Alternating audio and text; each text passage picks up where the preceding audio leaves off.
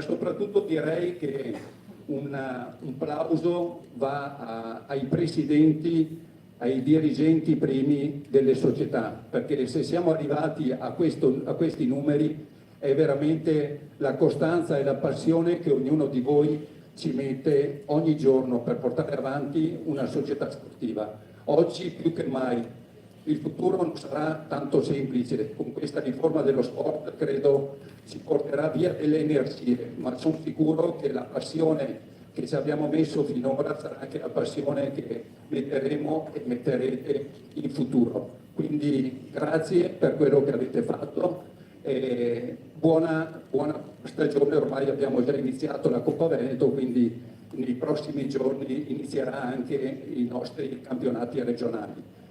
Io lascio la parola per un saluto al padrone di casa, l'assessore allo sport Diego Bonavina, che volentieri ci ha fatto onore della sua presenza per un saluto. Grazie Diego.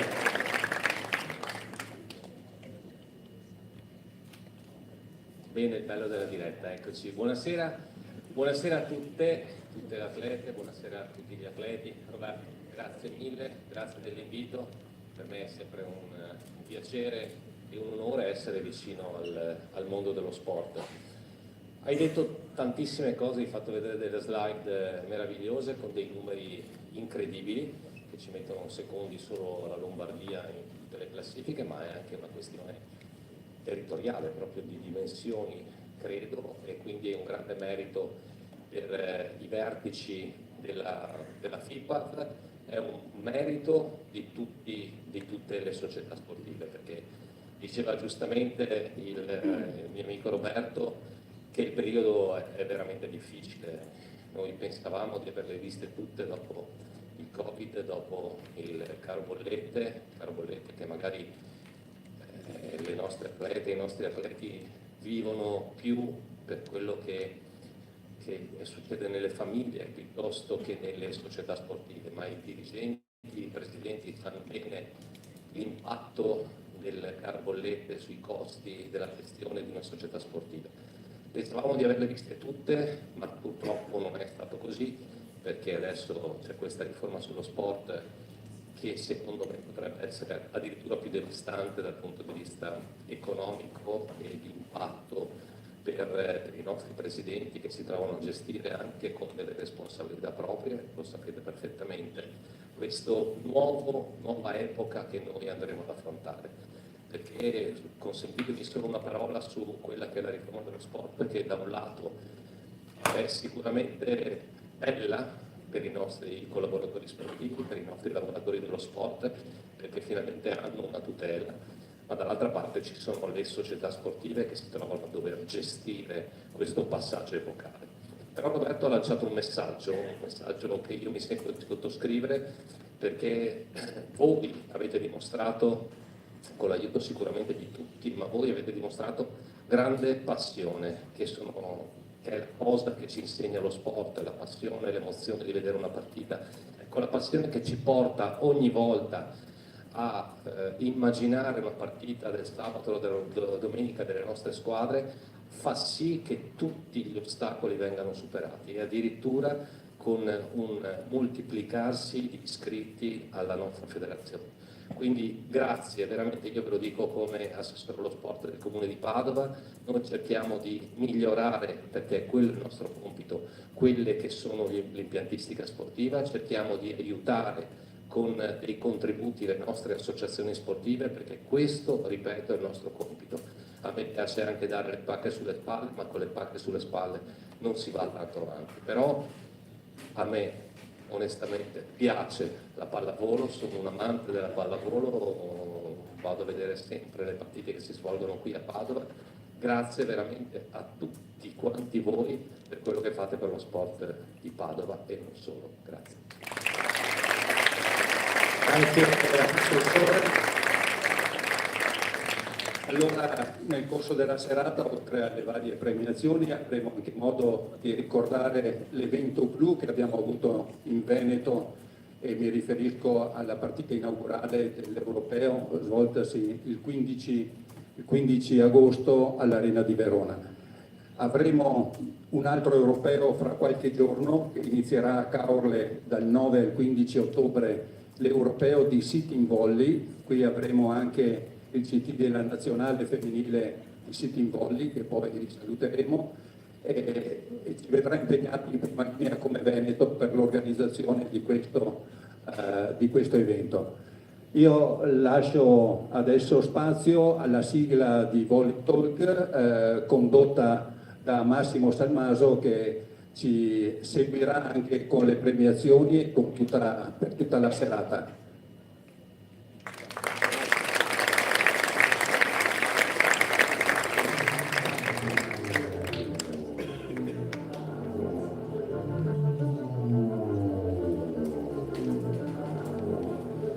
Siamo campioni d'Europa! Siamo i campioni d'Europa!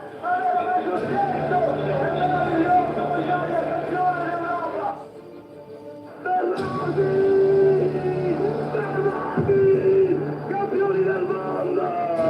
Sorpresa del mondo!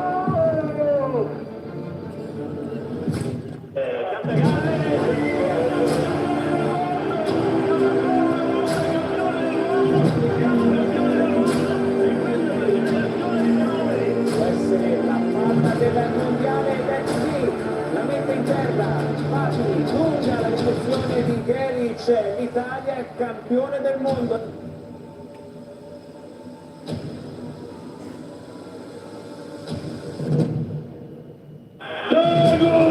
Campioni del mondo! Campioni del mondo!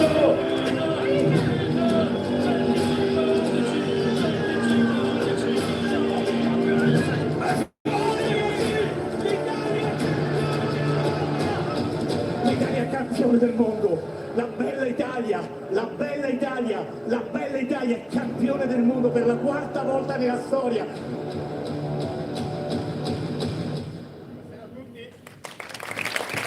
Ciao, benvenuti a Volley Talk alla festa della pallavolo veneta.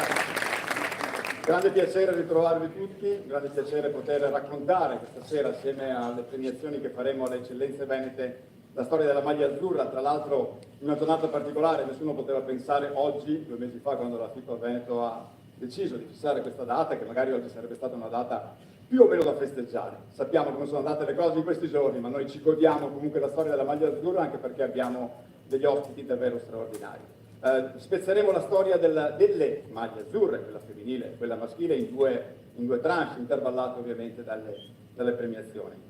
Cos'è Volley Talk? Volley Talk è un format che abbiamo inventato quest'estate per la promozione degli europei. Infatti avete visto che c'erano le coppe dei campionati europei che sono conclusi qualche giorno fa per i maschili, e è stato promosso appunto dalla federazione con il mio contributo, e abbiamo fatto una serie di serate in giro per l'Italia per raccontare appunto l'epopea azzurra. È un piccolo viaggio nel tempo, vedremo dei filmati, vedremo delle immagini, ma soprattutto parleremo con alcuni protagonisti di questa storia, di questi ormai quasi 80 anni di storia della maglia azzurra, con i protagonisti.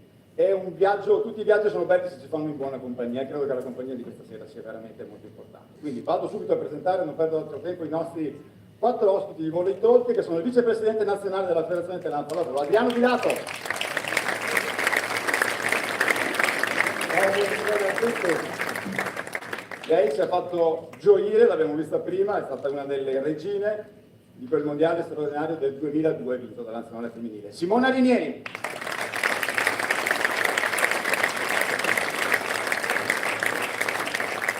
Ex giocatrice, ha indossato anche lei la maglia azzurra, oggi è la voce e il volto di Rai Sport. Giulia Pisani. Ciao, buonasera. Io quando ho iniziato quest'estate ho avuto la fortuna di fare Volley Talk con degli straordinari campioni, no? E quando vai a leggere il palmarès, non so, il palmarès si dice, di certi giocatori dici ma com'è possibile? Allora, questo signore che adesso sale sul palco ha vinto 2 mondiali, 3 europei, 6 scudetti, 6 Coppa Italia, 3 Champions League, ha fatto credo 5 Olimpiadi, e queste 5 Olimpiadi ha vinto 2 argenti e 2 bronzi. Fine. Samuele Fati e fenomeno.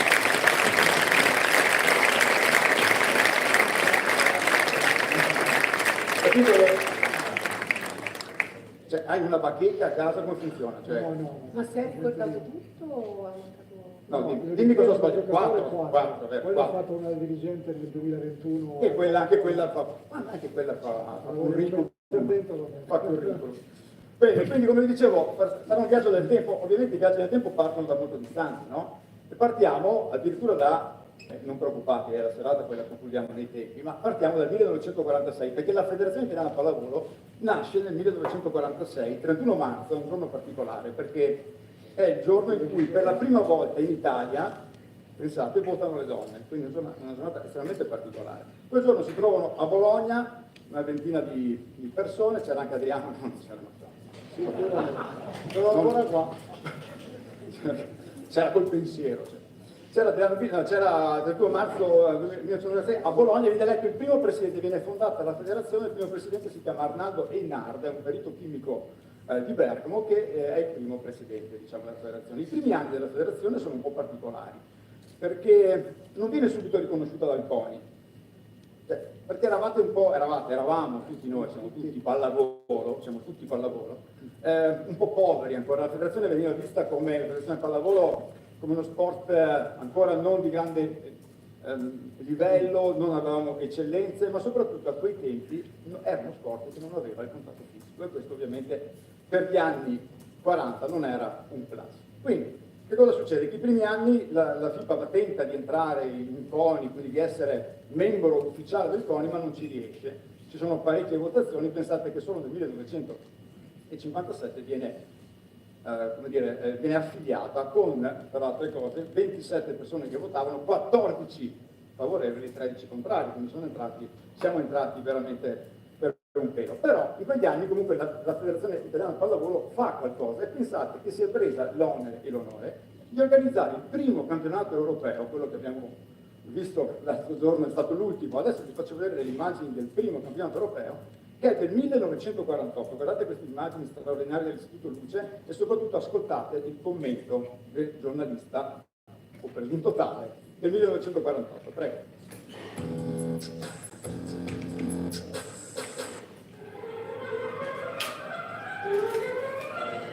Roma, pallavolo. I belgi saranno quinti, i cecoslovacchi primi imbattuti, i francesi secondi, gli olandesi ultimi, i portoghesi quarti e terzi gli italiani, rivelazione di questo primo campionato. Contro i belgi netta la vittoria dei nostri, eccoli a sinistra, spopoletta bianca. Si tratta di vincere 3 partite, in ciascuna arrivando primi ai 15 punti. Il diapason dell'emozione è stato l'incontro con i francesi, abbiamo perduto alla quinta partita per 13-15. Con i cecoslovacchi è stato un altro affare. Sono maestri, specialmente nelle schiacciate. Fulminee, senza possibilità di risposta. È naturale che perdessimo. Ma da loro abbiamo imparato sul serio. Il presidente Libò premia il capitano cecoslovacco, Onesti il capitano francese e il nostro Montanari versa nella coppa il tonico elisir degli applausi. Sono 2 o 3 frasi che mi fanno impazzire. Cioè, diapason delle emozioni, diciamo. E soprattutto questi cecoslovacchi erano forti a schiacciare, quindi era normale di perdere. Quindi veramente, qui eravamo al Foro Italico di Roma, avete presente c'è lo stadio olimpico, no? Dove si fanno gli internazionali di tennis, e che effetto ha fatto? Ma avevi mai visto queste immagini? No, Sono belline, no? Belle, sì, molto particolari. Sono... Non ho visto bene se mi sembrava che potessero far tutto. Cioè, Sì, certo. Pensate che nei primi anni si giocava col modulo 3-3, che non è un gruppo cabarettistico di 30 anni fa, ma in realtà ogni palleggiatore aveva il proprio schiacciatore, ok? Quindi lì ognuno si sceglieva, aveva il proprio, come dire, palleggiatore personale. Ma la tua vita, che palleggiatore avete scelto poi? Che hai giocato con... Io ho avuto la fortuna di giocare con tanti grandi palleggiatori. Dimmene uno, dai, sbilancia. No, dai, non posso sbilanciarmi così. Non ce la fai. No, beh. La Simo si sbilancia, guarda che lo dice. Con le domande scomode. No, dove ci sei una palestra di te? Non ti sente nessuno. Beh, no, la Lega. Ah, è una bianca, grande, quindi tu sei Bullo, Topoli, Leoni, Fefè, Boenge, Bechirdi, ce l'ho avuto tutti. Ma no. Dopo, qualche merito lui ce l'ha, voglio dire, ma anche giocare con questi palleggiatori. Quindi, come vi dicevo, i primi anni sono stati un po' complicati. La federazione italiana comunque organizza questo europeo, devo dire che ha un ottimo successo anche di pubblico, e quindi i primi anni, diciamo, si svolgono in questo modo. Nel 1951 arriva la prima partita ufficiale anche della nazionale femminile, che perde, pensate, 3-2 il 7 di aprile contro la Francia, quindi inizia la storia anche della maglia azzurra. Nel 1960, se vi ricordate, ma guardo i più vecchi, ok, ci sono state le Olimpiadi in Italia, no? Le Olimpiadi a Roma. Allora in quell'anno lì la FIPA era entrata dai bottoni e c'era il dilemma: la pallavolo diventa sport olimpico o non sport olimpico? E viene deciso di non farla entrare ancora negli sport olimpici. Diventerà la prima Olimpiade della pallavolo, sarà nel 1964. Perché non viene decisa? Perché l'Italia, che dice, che organizza in casa, dice: noi non siamo fortissimi, quindi vogliamo fare brutta figura. Poi in quegli anni c'era la guerra fredda, quindi il blocco dell'est, Polonia, Cecoslovacchia, Russia, era molto forte, e quindi non volevano che queste potenze del loro della pallavolo stravincessero, e quindi in quell'anno si decise, come dire, di non far inserire la pallavolo appunto negli sport olimpici. La prima partecipazione olimpica, invece, che era Giulia, è stata nel 76. L'Italia, eravamo a Modena, abbiamo fatto questo racconto con Franco Bertoli, e lui l'ha raccontata perché c'era, no? Quindi il 76 è la prima Olimpiade fatta, diciamo, in Italia. In realtà in Canada, ma l'Italia ha partecipato per la prima volta. C'era anche Adriano? C'era Adriano. Nel 76 c'era. Ormai c'era. Allenava a quei tempi, allenava il Valsugano. 76? No, 80. Vedi ci avviciniamo agli anni di Pilato, l'epopea di Pilato. In realtà la prima grande scoperta, no, degli anni della pallavolo in Italia arriva a Samu nel 1978. Samu aveva 5 anni, e vedi che ricordo. Studiato, 50 anni? Mi senti tu? Comunque prima Gerry diceva che l'altro giorno ha provato a saccare. E com'è? Mani fuori, mani fuori. No, non sono riuscito a superare la rete. No, non dire queste cose questi bellissime. ragazzi, perché mi avete alzato la rete? È la solita. È che quando vai a saltare l'impressione è sempre quella vecchia, poi dopo ti ritrovi che lasciamo stare. Allora, la cosa bella è che il 78 è un anno particolare, perché è l'anno in cui l'Italia organizza i mondiali. Anche qui all'inizio grandi difficoltà, li facciamo, non li facciamo, dove li facciamo, e poi c'è poca gente, insomma c'era, tra l'altro la federazione viveva in quel periodo un periodo un po' di transizione ai vertici presidenti. Insomma, in poche parole, nel 78 si decide di fare i mondiali in Italia. L'allenatore di allora era un cecoslovacco che si chiamava Skorek, che a qualche mese dall'inizio del mondiale decide per un problema di passaporto, o di visto meglio, di non partecipare, di consigliare le dimissioni dalla nazionale. La nazionale si trova a maggio, i mondiali erano a settembre-ottobre, senza allenatore praticamente. In realtà poi Scorre, che lo trovano un paio di mesi dopo, che giocava in volley, come la Simona, 4 contro 4 negli Stati Uniti, quindi non si era capito bene questo problema di visto quale fosse. Fatto sta che nel 78 la federazione tutto il gioco, come no? Ma la rete quanto alta è per te come Red Sam? Sì, è uguale, cioè tu pensi di fare i movimenti, ce li hai ancora tutti fluidi, belli, niente. Poi la sabbia fa peggio. La sabbia rispetto all'indoor ovviamente, tira giù che è un piacere. Quindi nel 78 che cosa succede? Succede appunto che arrivano i mondiali, e a un certo punto la federazione dice dove andiamo in cerca di un allenatore? Che detta oggi, voglio dire. No, non volevo, ho detto, la cosa almeno lasciamo passare un po' di tempo. Ho detto che su questo argomento stasera faremo solo delle battute. Quindi, la federazione succede che ogni tanto vada in cerca di un allenatore, può succedere. E a quel punto va in cerca e trova un ragazzo, perché a quei tempi, anche se io la figura di questa, l'emblema di questa persona me la vedo sempre come quella di una persona non anziana, esperta, carismatica, ma al tempo aveva anche lui 34 anni ed era il grandissimo Carmelo Pittera, no? Che qualcuno di voi forse conoscerà, il professor Pittera. Quindi lui era catanese, allenava la squadra di Catania, aveva appena vinto lo scudetto, insomma era un po'. La Paola di Catania era un po' in auge, quindi era il momento buono, e disse ok, caro Carmelo Pittera, vieni a allenare la nazionale e si portò giustamente il blocco un po' della sua squadra, quindi così si ricorda i vari Nello Greco, Scimpoti, Di Costa, insomma un po' di giocatori che giocavano a Catania, quindi a Roma e via dicendo. E la cosa curiosa è che in Italia organizzare un mondiale di pallavolo era particolare, perché pensate, guarda la scusa, che non c'erano telecronisti che sapevano di pallavolo, neanche qui. Taccio, no, sai di pallavolo. So. Tu sai di pallavolo, quindi non puoi che no, tu sai di pallavolo, secondo me sai, però ai tempi nessuno sapeva di pallavolo. Vabbè. Ok? Quindi ci voleva qualcuno di bravo. E in realtà non c'era nessuno che sapeva le regole del pallavolo. Quindi l'ufficio stampa FIPAB prese praticamente il buon Gianfranco Pancani, papà di Francesco Pancani, e gli insegnò le regole della pallavolo, perché Gianfranco Pancani andrò a commentare i campionati del mondo nel 1978, che furono pazzeschi.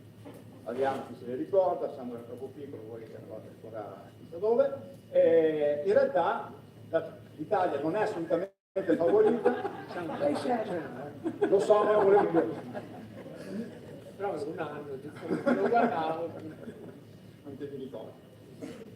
Quindi il 78 cosa succede? Andiamo a questi mondiali con questa squadra nata da Carmelo Pittera, ovviamente non da favoriti, in quel periodo erano Cuba e Russia, le due squadre che facevano il bello e il cattivo tempo.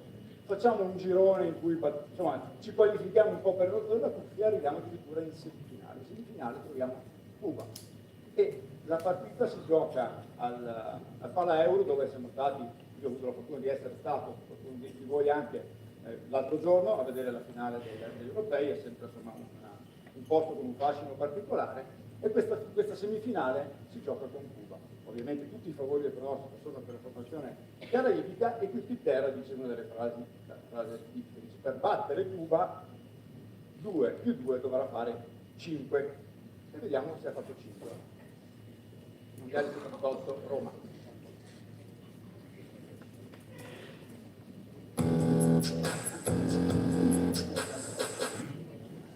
Poi si alza molto bene Allegri e riconquista la palla, 14-12 per l'Italia. Sono momenti di grande tensione, potrebbe verificarsi una cosa che non era pensabile. Guardiamo come va, ed è così, l'Italia ha vinto con questa schiacciata di Lanfranco, l'Italia ha vinto l'incontro con Cuba e domani sera parteciperà alla finalissima per la medaglia d'oro e la medaglia d'argento di questi nonni campionati. Vedete il tripudio, la gente salta in campo. Come sempre noi italiani festeggiamo in maniera composta. E quindi avete visto come, quindi 2 più 2 ha fatto 5, tu guardate te la ricordi. Io ho iniziato, la mia passione per la pallavolo è nata in quell'anno, devo dire. Tu eri già un po'? No, io giocavo in quegli anni, ho iniziato a 16 anni a giocare, quindi erano quegli anni praticamente. In che ruolo giocavi? Ho iniziato a giocare palla perché a quei tempi io ero alto per... Diciamo che sono quasi uguale a lui.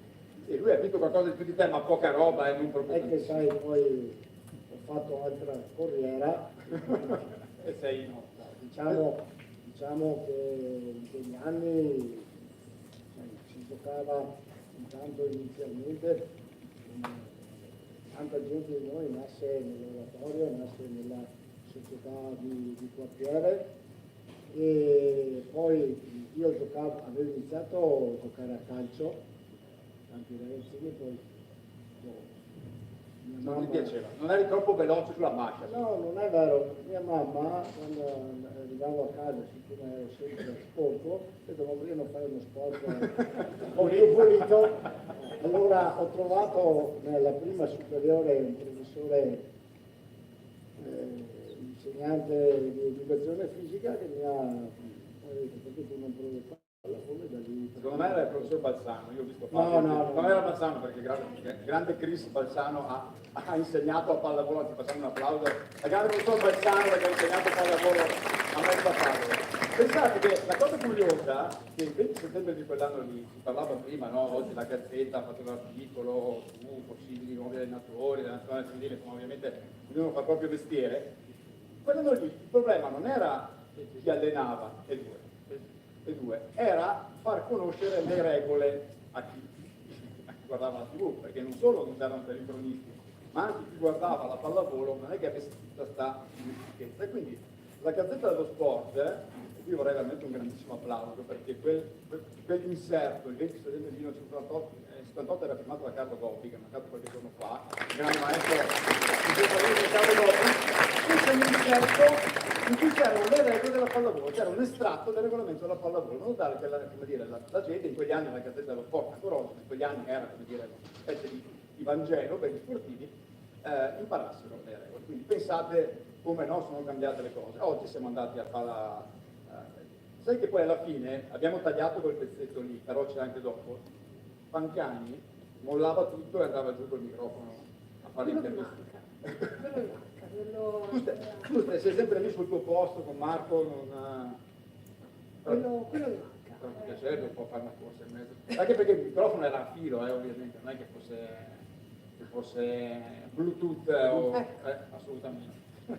Va bene, quindi il 78 è anche l'anno di Grisi, di Happy Day, se vi ricordate, Almanacco del giorno dopo, 19:20 c'era Happy Day, 19:45 cominciava, caro Diego, Almanacco del giorno dopo, se ti ricordi. Qui sto parlando con gli over 50, gli altri sono tagliati fuori da ogni ragionamento. C'erano questi telefilm che ci accompagnavano alla sera. In realtà arriviamo alla prima Olimpiade italiana, che è il 1984, è l'anno, quegli anni c'è la guerra fredda, il blocco russo e il blocco americano si fanno gli specchi, a Mosca non vanno gli americani, a Los Angeles non vanno i russi e tutto il blocco, diciamo, dell'est, per capirci, e quindi l'Italia viene spescata all'ultimo e arriva la prima medaglia olimpica, una di tante, poi ce ne manca sempre una di un colore, ma poi ce la facciamo raccontare da Samuele come questa storia, arriva il primo bronzo. E vedete da questo servizio, la voce di Giorgio Martino, per chi se lo ricorda, come veniva trattata la pallavolo nel 1984, non proprio benissimo. Vediamo il servizio.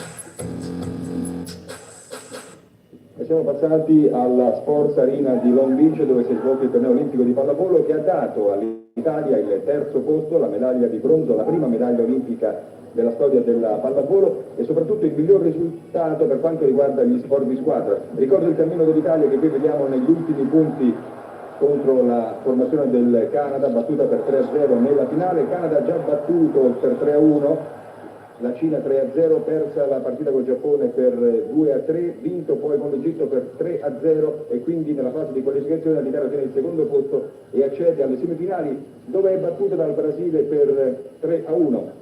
Brasile che poi farà la finale con la formazione degli Stati Uniti, vince loro gli Stati Uniti per 3-0 ed ecco l'ultimo punto di Vecchi, quello del 3-0 dell'Italia sul Canada, medaglia di bronzo per la pallavolo italiana. Questa è la prima medaglia olimpica dell'Italia, ok? Quindi direi che l'applauso. Allora, per i più anziani e più attenti si saranno sorti, caro Sammy, che c'era un doppio palleggiatore. Uno era il giovanissimo Fabio Gullo, che abbiamo avuto ospite nei nostri talk quest'estate, e l'altro era Piero Erbauseno. Quindi si giocava col 4-2, doppio palleggiatore, quindi chi era in prima linea attaccava. Tu hai mai giocato? No. Ma sei troppo giovane.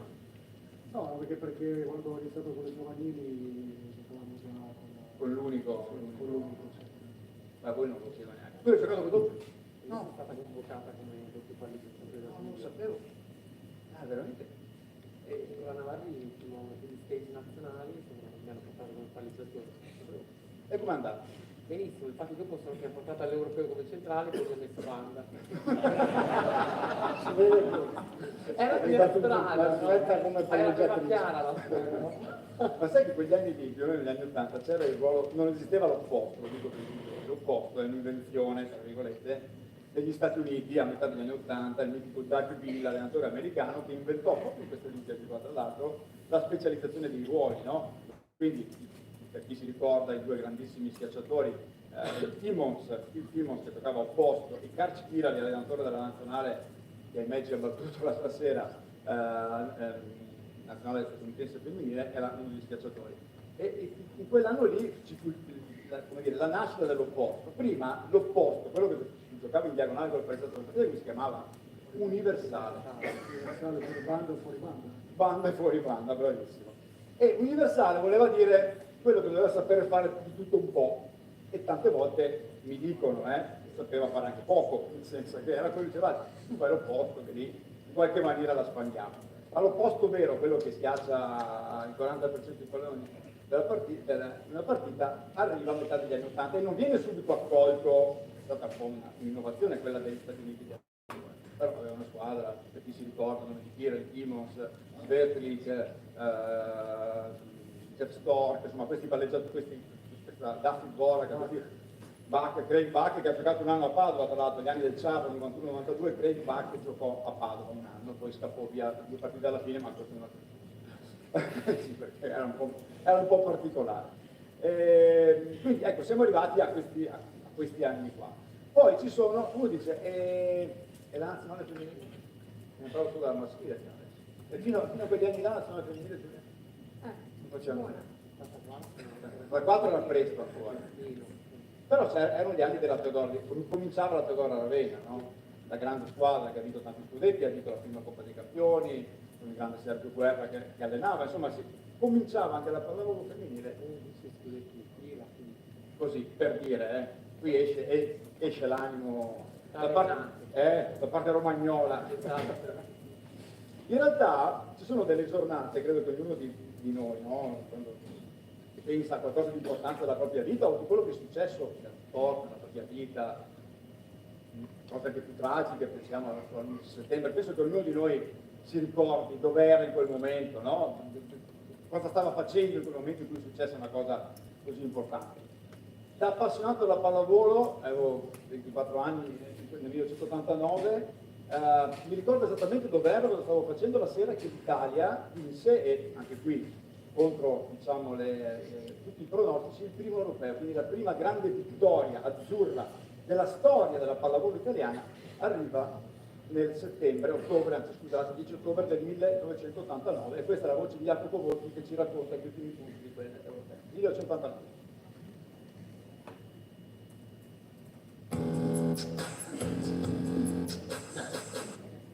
Segna una contesa, sta facendo un po' la legge di compensazione, andiamo a vedere ancora Marciarelli, l'importante è rimanere concentrati. Edengard, lo schema di Doss, la ripresa di Bernardi, e poi c'è Napoli, arriva Giorgio, siamo campioni d'Europa, siamo i campioni d'Europa, aveva mai successo, è meraviglioso, l'Italia campione d'Europa, non era mai accaduto, al massimo un po' intelligente, bravo, è preparato, tecnicamente una grande Italia, è un momento di grande festa, di grande commozione, anche qui c'è il presidente federale che riceve le congratulazioni, non avremo la possibilità di sentirlo perché stiamo per chiudere il collegamento. Stiamo per chiudere il collegamento, la RAI ci aveva già dato tantissimo tempo. Non ho capito perché mi guardano scusa. Poi lui miglior telecronista di sempre perché ora è il mio direttore, quindi lui è bravissimo. Bravissimo lui. Cioè. Beh, lui è veramente bravo. No, bravissimo, non è bravo, bravissimo. Il mio direttore ora quindi è fantastico. È super bravo. Sì. No, in quegli anni là il problema era, non che adesso non ci sia, ma in quegli anni che il cambio palla era un disastro. Cioè, già la RAI, no, non è che deve essere la pallavolo più, se gli dicevi con tutto la partita, no. Era lunga, Era lunga, Era lunga, Pensate che io negli anni... Ti ricordi il score sul giornale 0-24? Esattamente, i primi tabellini nascono in quegli anni là, grazie Samu, perché io in quegli anni là ho iniziato, ero ragazzino, ho iniziato a collaborare grazie a un amico che si chiama Sebastiano Giacomelli, che sera doveva venire ma si è trovato una famiglia, mi ha scritto prima, ho iniziato a scrivere per Pallavolo era una rivista settimanale, era l'organo ufficiale della Pallavolo, e in quegli anni lì Carlo Gobbi, Maurizio Nicita, Giovanni Rossi, i giornalisti di quel tempo inventarono i tabellini, perché fino a quel tempo lì conosceva la formazione, c'era scritto Fatti, Pisani, Rinieri, Filato, virgola, allenatore, Bonavina, infine. E invece cominciamo a fare un po' di statistiche. Però in quegli anni, giustamente come diceva Samuele, c'era cambio palla, quindi il tabellino non era come adesso Rinieri 25, era Rinieri 12, più 25, quindi i primi erano i punti, quelli che si facevano in contrattacco in fase di break, i secondi erano i cambi palla. E c'era, io mi ricordo Ganev, il mitico Lubo Ganev, che attaccava 70-80 palloni a partita, perché c'era la serata con Fefè a marzo alla contatto delle... e lui finiva quasi sempre 2 più 40, perché il cambio palla Fefè glielo dava a lui tranquillo, cioè la palla era perfetta. Tabellini no, molto particolari. E quindi nascono i tabellini, nascono un po' così, diciamo, i punti e i cambi pali, ma soprattutto, come avete visto, nasce la nazionale. Io con qualche giornalista mi ho che cos'era, credo siciliano, mi ha detto, avevamo fatto alla scorsa all'altro, io avevo fatto un foglietto, mi ricordo, firma qui per la pallavolo a tempo. Nel senso che quando c'era la partita di mercoledì sera, no, che per i giornali sono un dramma perché aspettavano solo te per chiudere la pagina e ti chiamava il caporedattore alle 11:15 e ti diceva come siamo messi, tu gli dicevi boh, che in realtà poteva durare un'altra ora, la partita era veramente traumatica. Comunque in quegli anni nasce la nazionale di Giulio Velasco, nasce la nazionale che poi insomma ha fatto innamorare tantissimi, diciamo, tutti noi della pallavolo. Il primo successo è quello dell'89, il secondo, quello che penso che ognuno di noi, io quando vedo queste immagini, Giulia mi viene in mente quello un po' di Tardelli, il gol di Italia-Germania, no? quell'urlo no? Clamoroso, è il mondiale del 90, il mondiale del 90 che si gioca in Brasile, anche lì andiamo direi abbastanza da favoriti, ma in realtà battiamo Cuba in semifinale, un palasport immaginate strapieno di persone, c'era questo giocatore Despegne che ai tempi era un fuori classe assoluto, spiazzava praticamente solo lui, e in finale troviamo Cuba e andiamo a vedere come finisce, perché anche qui è un giorno... brava, grazie, scusate, dimenticavo, vedi che a forza di parlare di maschile, Simona, mi sono perso il primo bronzo europeo dell'89 femminile. Guardate queste immagini qua. Qualcuno la riconosce la palleggiatrice? Manu Benetti. Guardate questo qui, è un pallone che lei spinge, e quella al centro si chiama Lili Bernardi. Era una coppiata, corretto Simona? Era una coppiata solare. Guardate questa palla, ai tempi si palleggiava abbastanza con i piedi a terra, era proprio in sospensione il palleggio, però guardate lei che poi questa palla non so se l'ha presa o meno, però questa immagine è bellissima. Arriva, vedete, quello è Sergio Guerra, qui ci sono Cinzia Tamini, Prati, insomma, Zambelli, Bertini, tutte queste ragazze. Ma queste sono... no, tu qui eri bambino. Arriviamo al 1990, il 90 come dicevo anno straordinario, andiamo a vedere quella finale che noi ricordiamo del mondiale a Cuba.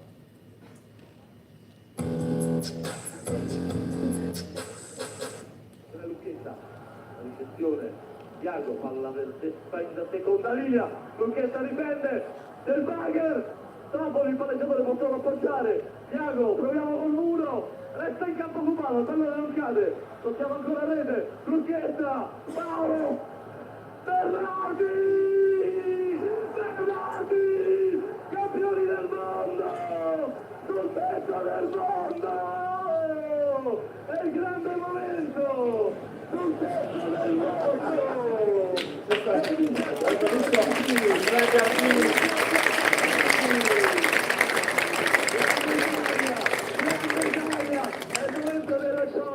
Ecco, ho chiesto quella sera che ci siamo trovati anche con Bernardi, avete visto che alla fine sotto rete non è che gli hanno detto complimenti, è buona, no, alla fine non è che gli urlavano di tutti i cubani, perché mi hanno raccontato che era in campo, per cui Paolo Doppoli, Lorenzo Bernardi dicendo che c'era una... si prendevano molto. Ti ricordo anche di questo anno, tu giocavi già qua, a Falconara, ma tu eri già nazionale qua secondo me? No. 90, no? Ma 7 anni. Giocavi in Serie A? Facevo la Salino. Ma in Serie A c'eri già? Ho esordito a 17 anni in Serie A, sì. Prima giocavo a calcio con Adriano. Però ho iniziato con la pallavolo e anche lui si spiegava troppo. Lo ricordo perché l'ho guardato, è stata un'emozione incredibile. Poi io sono arrivato nel 94, no? Però prima ero andato a fare un collegiale adesso non è che a memoria, facciamo un 92, dai. perché l'allora World League, sarebbe l'attuale VNL, Velasco aveva mandato altri giocatori a fare esperienza. Allora erano rimasti quelli più importanti, Carnardi, Cantagalli, Di Cheta, Zorzi, Toffoli, e avevano chiamato altri 7 per aiutarli ad allenare. Allora Velasco mi chiamò, io super emozionato, e mi ricordo che sono andato in ritiro a Merano, in treno, non c'era la Croce Rossa, Intercity, da Falconare, cambio di qua, cambio di là, cambio di là. Arrivo alle 6 e chiedo alla reception a che ora l'ora della cena, e loro mi rispondono alle 8. Allora un po' stanco, vado in camera, che c'era ancora il mio compagno, io ho brillanti idea, mi metto un po' a letto così. Non ho messo la sveglia, alle 8 sento, mi alzo così, e mi dico, buonasera signor Patti, la stanno aspettando. L'ultimo arrivato. Immagino uno di 18 anni, 19 anni, con Velasco, no, era la reception, io vado giù, ancora c'avevo la riga del cugino. Vado giù, ero rosso, salivazione pari a 0, e mi vado a presentare da Velasco, ma senza voce. E mi sono presentato con tutti gli altri giocatori. Ti giuro, ho fatto una settimana che avrò parlato 4 volte. È stata la mia prima settimana. È iniziato così, 92. A proposito di 92, arriviamo alle Olimpiadi di Barcellona e lì siamo come favoriti, Adi. Super favoriti. Ma fai vedere anche il filmato del 96? Sì. L'ho chiamato apposta. C'è tutto, finiamo la prima parte con 96. Togli la battuta, Okay. metti la sola parte del va bene. Ok. 92 andiamo a Barcellona, siamo fortemente favoriti e lì cominciano a cambiare un po' le regole della pallavolo. Che cosa fanno? Dicono, ma siccome è troppo lunga, al tie break 16 pari, non ridere, 16 pari, chi fa 17 vince. Noi andiamo ai quarti di finale, troviamo l'Olanda, tranquilla, cioè squadra ai quarti di finale. Tra l'altre cose comincia la partita e uno dei palleggiatori che lui ha citato prima, che si chiamava, perché per essere palleggiatore si chiama ancora Peter Blanchet, secondo me uno dei più grandi palleggiatori che abbiamo mai visto all'opera, olandese, si fa male, si scaviglia dopo mezzo set e al suo posto entra una persona alta come me, figlio dell'allenatore, quindi nepotismo allo stato puro, si chiamava Sellinger, il secondo palleggiatore, quindi a maggior ragione, no, diciamo, noi questa partita qua la vinciamo facilmente perché siamo favoriti, l'Olanda, sta male Blanchet che era il giocatore più importante, e c'è la nuova regola, 16 pari, la partita si incastra un po', andiamo a vedere, guarda caso come finisce, siamo ai quarti di finale delle Olimpiadi del 92, vediamo un po' cosa capita. Terzo match ball, con la battuta di Ron Zeller. Porta al salto, riceve Bernardi. Cantagalli 16-16, netto il tocco, e adesso per un regolamento cattivo, crudele, entrambe le formazioni hanno la palla match, che arriva a 17, Mullo, Zerber, Sellinger, Van der Meulen è fuori ma c'è stato il tocco, l'arbitro dice che c'è stato il tocco al muro di Cantagalli e col punteggio di 17-16 al tie break, nella maniera più brutta, nella maniera più crudele, finisce l'Olimpiade, la prima grande delusione olimpica, arrivano ai quarti di finale, mettono la regola dei 16 pari e noi la sperimentiamo, tutto Jacopo Volpi per una tragica, un crudele destino, qualcosa del genere, ha usato queste frasi. Tu ti ricordi i primi cambi palla? Come l'hai vissuto il passaggio da cambio palla al rugby poi sister? Mi ricordo che le partite con la Russia finivano un attimino prima, effettivamente. Però sì, è stato un po' traumatico e c'è stato molto studio per prepararci proprio a livello mentale. È cambiata anche tecnicamente la partita. Assolutamente sì. Perché prima avevi molte più possibilità di recupero. Sì, prima ovviamente erano due fasi completamente diverse, si spingeva molto sulla battuta e quindi spesso l'errore non era pesante come adesso, ecco, l'errore sulla battuta, anche perché si andava avanti delle ore, cambio palla, il punteggio rimaneva sempre lì, quindi si spingeva molto di più e ovviamente dopo è cambiato tutto, è cambiato lo studio, proprio la preparazione della partita, anche proprio quanto spingere fino a che la tua battuta poteva essere efficace, ma senza poi fare l'errore. Quindi. Anche perché in quel periodo là si giocavano i primi 4 set col cambio palla e al tie break era tie break normale. Quindi era un misto, cioè tu giocavi fino a un certo punto con una logica e poi diventava l'altra, non era proprio semplicissimo da gestire, perché cambiava e tutto era il parlare poi del libero, dopo ci arriviamo, no? Il libero poi, questa cosa qua è bellissima. Sapete quanti anni... Allora, dove andrà Garghella? In regia? Dove andrà? Andrea Garghella? Dov'è? No, quello là. Andrea Garghella è uno dei primi liberi a Padova, ma c'è Padova italiano. Che ancora adesso ogni tanto c'è qualche mio amico o qualche mio collega che dice scusa, quello per mani diversa chi è? 24 anni c'è libero. 24 anni, un quarto di secolo mi chiedi ancora chi è quello che c'è, capito? Però il libero anche quella è stata una roba interessante. Un trauma proprio. Prima c'è uno, poi c'è l'altro, non sai dove sei, quando devi Scusa, cambiare. ma per dirglielo a Garghella. Siete stati un casino. Ma cioè mettevano quelli un po' più scarsi, no? Per dirlo a Garghella. All'inizio non c'era la figura, diciamo, preparata e quindi quelli che erano un pochino più bravi a ricezione prendevano la maglia diversa. No, oggi giochi te. A lui non te l'ho mai proposto. No, no, ci ho giocato. Sì, alla fine hai giocato, ma alla fine sì, quando avevi 40 anni, grazie. Io, ma quando avevi 20 però no. E ancora la rete la passava. Parlo di dialetto, perché Samuele ormai è vecchio di adozione, ormai quindi 25 anni. Ma parli in dialetto? No, capisco, ma dialetto. Come capisco? Non è mica una lingua... No, perché la prima volta che sono arrivato a Treviso Pietro, Michele che e mi parlavano solo in dialetto. Ma allora, se la prima persona che tu hai conosciuto a Treviso è stato Michele Piconti è un problema. Perché lui non parla il trevigiano, lui parla con di sinistra piave, che è peggio ancora. Lui ti dice, io ti dico questa frase, tu mi dici, adesso lo sai. Io avevo un compagno militare che era di sinistra piave, non sono cattolico. E tu l'hai fatto, alcune no, ha giocato. No, compagnia atletica. Allora, questo qua, io sono militare, a Villa Cucina, e arriva questo personaggio che abitava dalle parti di Vittorio Veneto, quella zona lì, no, dove abita Michele, mi dice, mi vai giorno un Mars. Io ho detto, vado a prendermi? Vado un Mars. Ma vai giorno un Mars, sembrava Cecoslovacco, detta così, no? Sapevo che era esercito italiano, non pensavo che fosse negli anni 80, no? Quindi loro parlano così, no, la prima settimana è stata traumatica, poi dopo pian pianino ho iniziato ad apprezzare il prosecco, perché prima non ero formato. Quanti anni hai capito in Treviso? Più anno meno, dai. Nel 92 è un anno importante per te. Sì, sono nata. No, dicevo, perché siamo qua, stai raccontando storie. Sapevo che... Sì, io non ho fatto cambio palla. Ma sai che la maggior parte dei ragazzi e delle ragazze che sono qua, secondo me, stanno imparando qualcosa stasera perché... Libero, subito libero. Sì, io libero, sì. Chi non fa palla libero. Ma tu hai giocato libero? No. No, ovviamente c'è.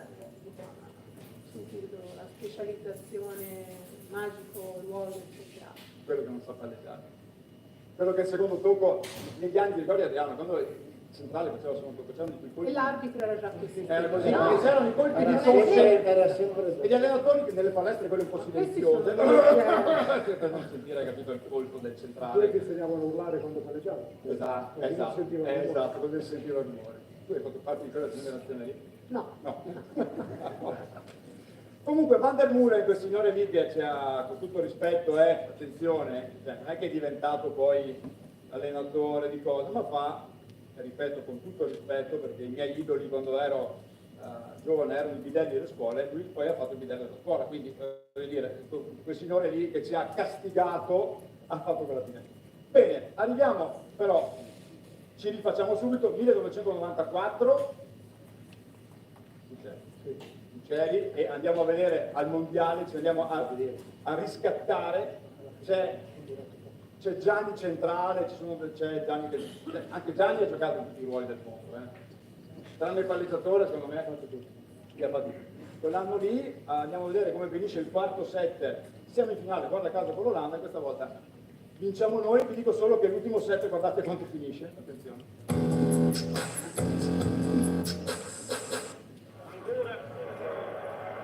Un pallone per dire che abbiamo fatto una doppietta come la grande Unione Sovietica, unica a vincere 2 campionati del mondo consecutivamente.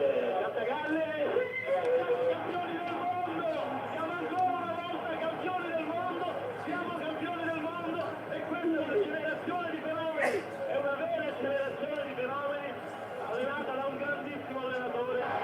E Coato accompagna la fine dell'inno di Mameli. Siamo proprio sulle battute conclusive, sulle immagini conclusive di questa serata meravigliosa che ci ha consacrato ancora una volta campioni del mondo. E quindi una parola in piazza la puoi dire su questo adesso. Ti volevo raccontare una cosa che mi è successa in allenamento con l'anno lì, no? Nel primo periodo con la nazionale c'era Giudice, io sempre Velasco, allora mi ricordo che stavo facendo la rincorsa per l'esercizio del patto libero, no? Stavo io aspettando il mio turno, sento uno che mi bussa da dietro, dico, sarà mica lui. Mi giro e era Giulio. Lo doveva dire lui, perché mi fa, tu attacchi troppo parallela. Troppo diagonale, scusa. Te lo volevo dire io, volevo rispondere, ma allora gli faccio domanda intelligentissima, gli faccio a Giulio. Chiedo, ma dopo se c'è il muro 2 cosa faccio? Se devo schiacciare solo parare da questa maniera? Impari a fare in mani out o con questo movimento, impari a attaccare le note sulle mani. Io questa settimana non ti voglio vedere mai schiacciare in diagonale. E così hai fatto? Sì, potevo fare. Questo per dire che era un allenatore che guardava tutta la squadra, cioè stava dietro a tutti. Io ero appena arrivato, è stato un mondiale dove abbiamo giocato veramente molto bene. Io ho avuto l'opportunità di giocare parecchie partite. Sono partito anche titolare nella finale, però sinceramente non ero pronto. Questa è la verità, non ho giocato benissimo, poi giustamente è entrato Cantagalli dove ho giocato non una qualsiasi. partita. All'ultimo set 115-1, non so la verità. Quindi ci siamo meritati perché è stato molto molto bene. Eravamo una squadra molto in forma, un bel gruppo, c'era una competitività in allenamento altissima. È stato al di là delle vittorie, delle sconfitte che sono importanti, però la cosa bella è stato condividere il percorso con questi giocatori, perché molte volte noi ci dimentichiamo. Però eri molto più piccolo di loro, avevi Sì, 7-8 anni in meno. Però molte volte noi atleti guardiamo la vittoria, no? Quello che succede, ma noi ci dimentichiamo il percorso, che forse è la parte più bella, perché con queste persone condividi 4 anni per fare un mondiale, 2 anni per fare un europeo. E quindi per me è stata un'esperienza meravigliosa. Poi io Giulio l'ho avuto 2 anni, perché poi nel 96 però sono stati 2 anni. Volevo che facessimo un grandissimo applauso perché nelle immagini che abbiamo visto a un certo punto si è girato di spalle una persona che non c'è più da un paio d'anni, che è Michele Patinato, che ovviamente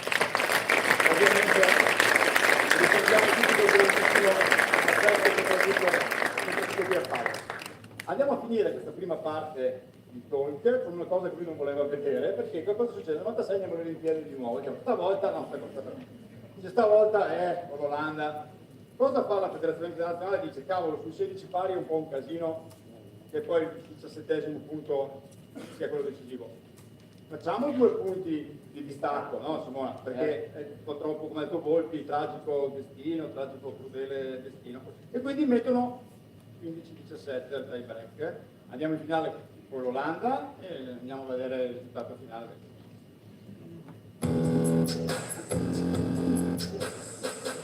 Seconda palla match per gli olandesi, 16-15. Bas van de Goor. Battuta corta, Papi riceve malissimo.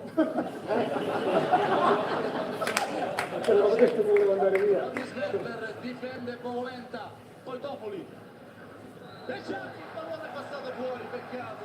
È l'Olimpiade dell'Olanda. È l'Olimpiade dell'Olanda. Papi dice non male, lo voglio esagerare, ma l'avevo ricevuto benissimo fino a quel momento. Comunque è finito 17-15, avete visto l'attacco finale di Gianni che ovviamente è finito Non mi chiedere com'è stato perché traumatico. Non te lo chiedo, perché no, fate qui Traumatico perché eravamo convinti che potevamo vincere l'oro, però ok, si vedono le ultime immagini del tie break, quello che l'abbiamo persa prima la partita. Potevamo fare meglio un peccato, c'è da dire che abbiamo giocato contro una squadra molto molto forte, però secondo me quella è stata... Sì, quella è stata forse l'Olimpiade in cui veramente avevamo lasciato anche perché c'era una grande... Quella è l'Olimpiade che c'era Fabio Bullo anche, il 96 c'era Bullo. No. 92 c'era, uno dei due c'era, 92. Qui c'era Paolo e... Meo. Marco Meo. È tornato in Italia qualche settimana fa, sapete che vivete negli Stati Uniti. Adesso tocca a voi, non pensate che voi siete stati zitti fino adesso, perché Adriano adesso lui, tanto avete visto che è sarà nuovo allenatore, no, stavo dicendo, no, Madonna Santa, Teniamolo alla fine che si è andato via. Vabbè, diciamo che vedremo cosa succederà con la nazionale femminile, qui veramente spiace per come comunque adesso a prescindere dalle idee che di noi può avere, spiace ovviamente come appassionati di pallavolo. Bene, allora ci fermiamo per la prima parte del Volley Talk, ovviamente arriveremo al 2022-2023 nella seconda parte e iniziamo a vedere un attimo quelle che sono le premiazioni. Quindi, io non so chi viene qui adesso, ecco qua un po' di... ecco qua Roberto, quindi cominciamo con... Sì, siete coinvolti se volete... Sì, essere voi anche protagonisti, grazie, credo che ai premiati farà molto piacere. Sì, dov'è? È diventato vecchio Fabio improvvisamente, quando ha fatto 50 anni. Va bene, allora cominciamo con gli studenti, abbiamo il piacere di avere il presidente della squadra campioni d'Italia femminile, Piero Garbellotto, per il Prosecco Doppio Moto Volley. Questo tricolore punto di fila per il moto pomeridiano, campione d'Italia. Ciao Presidente, buonasera, benvenuto, è sempre un piacere vederti. La targa viene data da Adriano Bilato, di Moco davvero una eccellenza assoluta della pallavolo italiana, ma non solo, della pallavolo europea e mondiale. La chiama anche. No, sì, scusate, no, mamma mia, scusate, mamma mia. Pardon, non avevo la mamma mia, guarda che c'è. Io, errore mio, non ero stato avvisato. Giuro non avevo visto.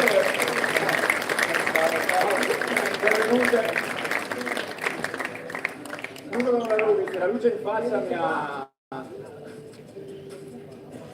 mi ha assolutamente accecato. E quindi chiedo scusa ovviamente per la gaffa. Sì, Samu, alzati un po' perché sennò non ti vedo benissimo lì. Ci siamo? Fate le foto? Grazie per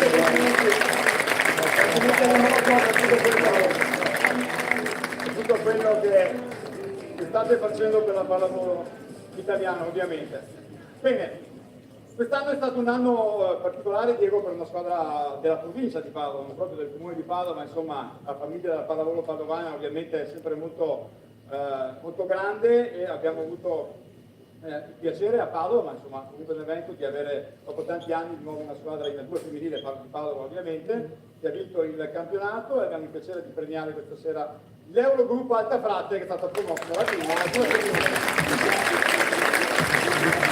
Eccola qua.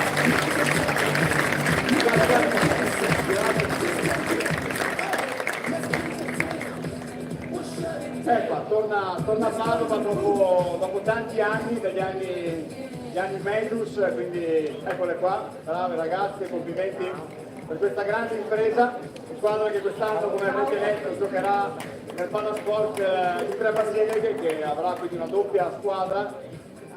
Ciao a tutti, al coach, alle ragazze. Vediamo adesso, non so, guardate il fotografo che vi dirà lui come schierarvi per essere La capitana? il più compatto possibile. Vicino a Simona, siamo tutte. È un 4-4-2 di stampo calcistico. L'altra frase, il nostro femminile. Grazie. Prego, da questa parte. Andiamo via con ritmi serrati perché ci sono molte persone da premiare, quindi ci fa piacere avere un ritmo importante. Due promozioni di uno femminile, andiamo a vedere quali sono il Volley Clodia e l'Oro Team Peschiera Ponti, promossi di uno femminile, venite simpatizzate e prendete dall'altra parte, grazie ai rappresentanti ovviamente della squadra, alla presidente allenatore.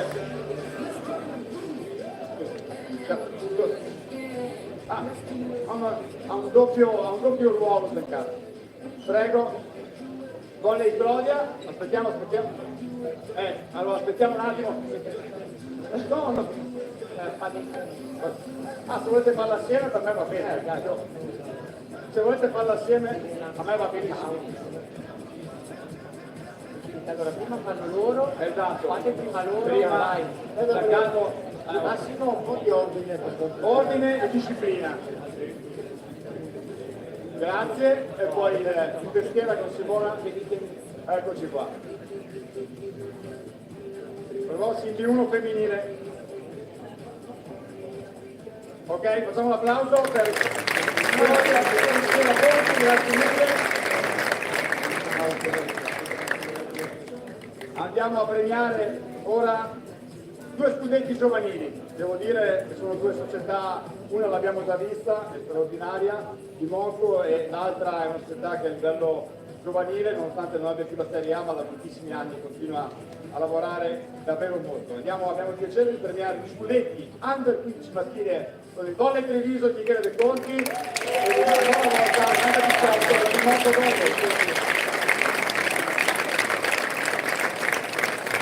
Eccovi qua che arrivano ragazzi di Treviso. Allora facciamo prima il Treviso e poi il Moco, visto che ci siamo messi in questo modo. Prego ragazzi. Oh che belli, guarda qua, tutti con la maglia. Bello. Guarda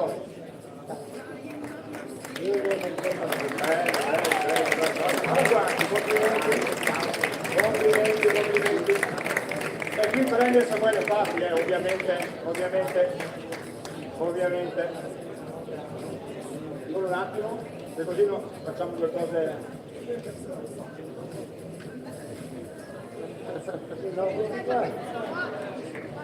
Samu, sei uno di loro, guarda. Sei perfetto. Ti ricorda qualcosa sta maglia?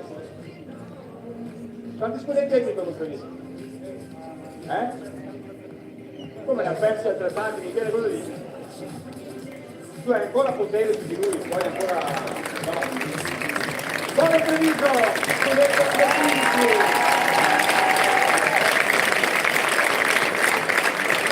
Grazie ragazzi, di qua. E adesso venite di qua voi ragazze, un grandissimo applauso per lo scudetto Under 18 femminile di Moco Volley.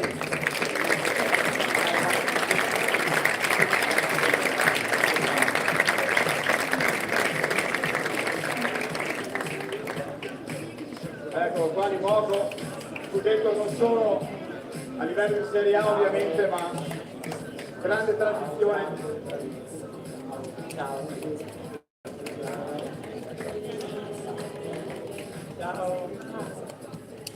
Eccoli qua le ragazze di Moco. Che bello con la coppa, guarda che bello. Lisa? No, non tanto. Perché due?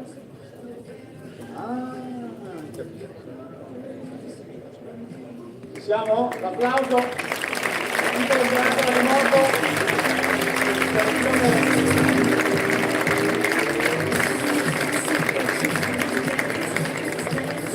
Grazie mille.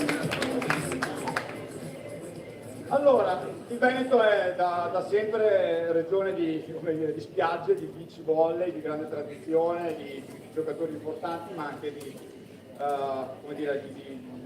grandi successi a livello giovanile. Quest'anno a Cesenatico, il Veneto, no? Roberto, ancora una volta importante questa vittoria, ha portato a casa il primo posto della selezione regionale femminile. Abbiamo il piacere di avere qui Delia Fratamico e Ginevra Merlini, campionesse con la selezione trofeo delle regioni.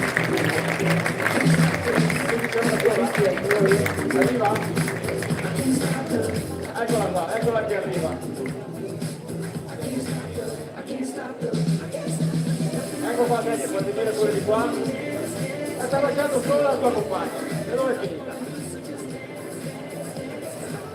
Giulia, cosa facciamo? Dobbiamo trovare una compagna è a Londra a fare cosa? Giocare a Bisconi. Studia a Londra. Grande applauso, trofeo delle regioni, il Veneto campione d'Italia. Eccole là, le vedete dietro.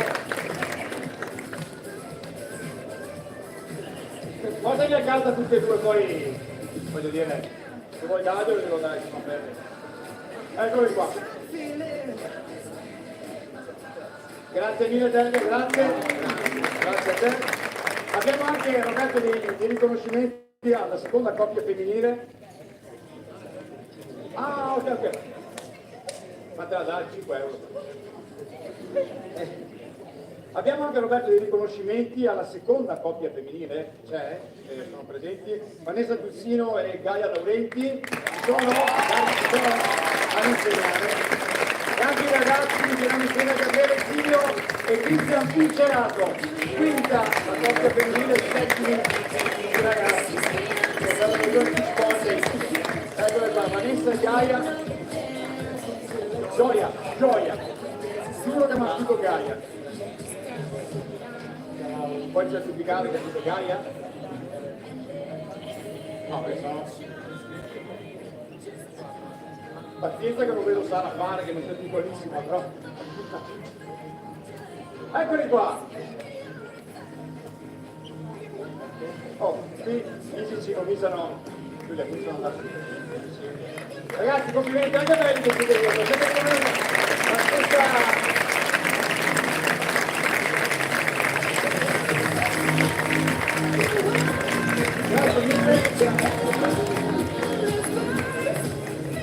Allora, siamo andati vicinissimi come Veneto, Roberto anche al trofeo delle regioni indoor, ci è mancato un po' come alla nazionale di Samu negli anni 90, però secondo posto selezione regionale maschile under 16 trofeo delle regioni e terzo posto selezione regionale femminile under 15. Cominciamo con le ragazze, se ci sono, della selezione terza classificata, eccole qua, oh che belle, bene.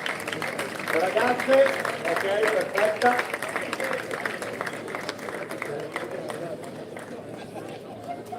Eccole che arrivano. Roberto sei più magro adesso che in questa foto, non dietro tanto, no, ma ci sono. Aspetta. Eccole qua, grazie alle città con le regioni.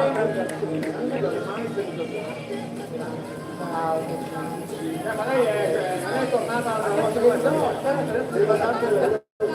bella, è arrivata la selezione anche al completo. Mamma mia.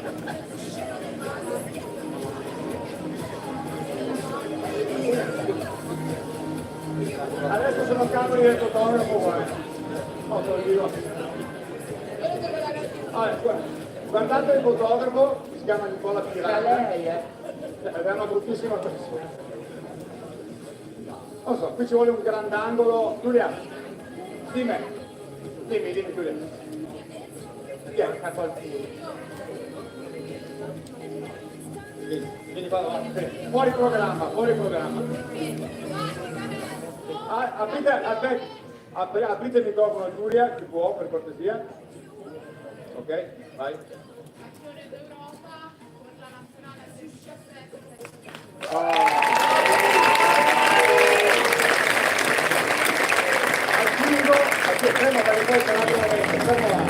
Aggiungo che Giulia Pisani è la team manager di questa nazionale, quindi altro applauso a Giulia. E poi c'è uno scout che è abbastanza bravo, lo chiama Alberto Salmato, che era inviato io. Bene, quindi abbiamo fatto il quadretto completo, familiare, siamo tutti felici.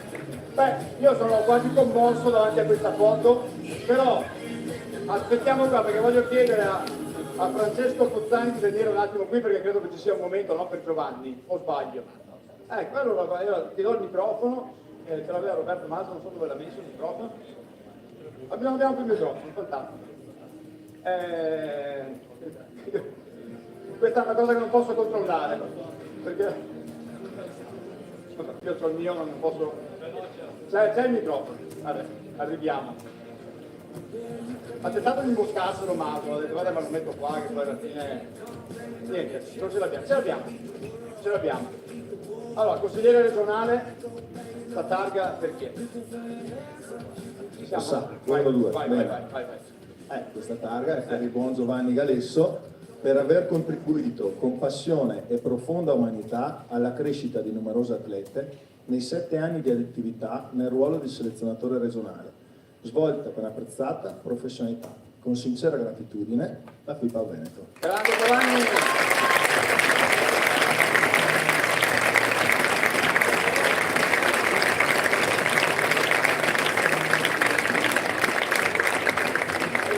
Ovviamente per la nuova avventura professionale di Giovanni continua la sua. Bene, vogliamo, io no, concederei, anche perché vedete la sala vuota, mi faccio tutte qua. Grazie ragazze, grazie mille. E posso dire una cosa, proprio facciamo il cambio di scena, visto che prendo 20 secondi. Vai. No, allora, volevo dire che io quando ho visto queste immagini delle nostre nazionali, come tutti noi mi sono emozionato, no? Mi brillano gli occhi, mi brilla il cuore e intanto se i maschi vengono su. Sì, esatto, intanto i maschi. No, il grande merito di questi ragazzi che seguiamo tutto l'anno è che mi fanno lo stesso effetto. Quando li vedo giocare mi brilla il cuore e mi brillano gli occhi, quindi è bello stare con i giovani per questo motivo. Assolutamente sono d'accordo. Arrivano i ragazzi secondo posto quest'anno persi in finale, se non sbaglio con la Lombardia, se non ricordo malissimo. Applausone per la medaglia d'argento, perché come vedo che prende giochi l'altra sera si vince la medaglia d'argento, si vince, non si perde. È che è l'unica medaglia che arriva perdendo una partita, l'ha spiegato molto bene a Roma l'altra sera e quindi rimane un po' la mano in bocca, però è sempre una grande conquista.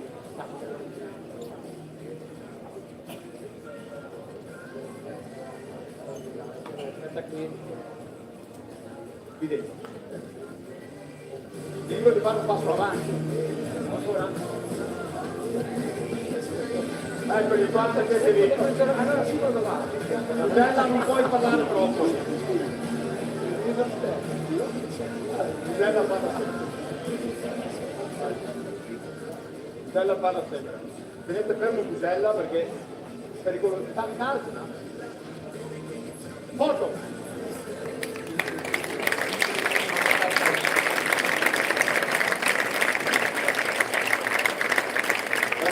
Scusa, sono 5 ragazzi, dicevi? Giusella, sintetico, 5 ragazzi campioni d'Europa e allora perché facciano un passo avanti su 5 ragazzi campioni d'Europa del 2007. Eccoli qua, bravi.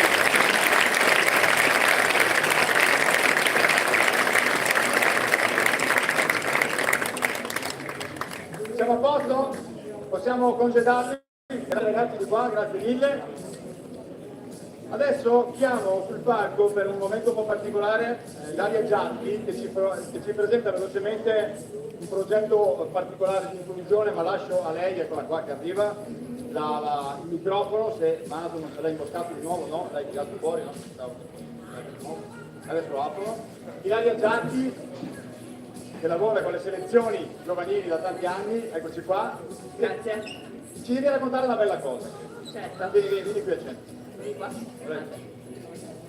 Intanto grazie per questo spazio, non so se sono in grado di parlare veloce quanto lui, però ci provo.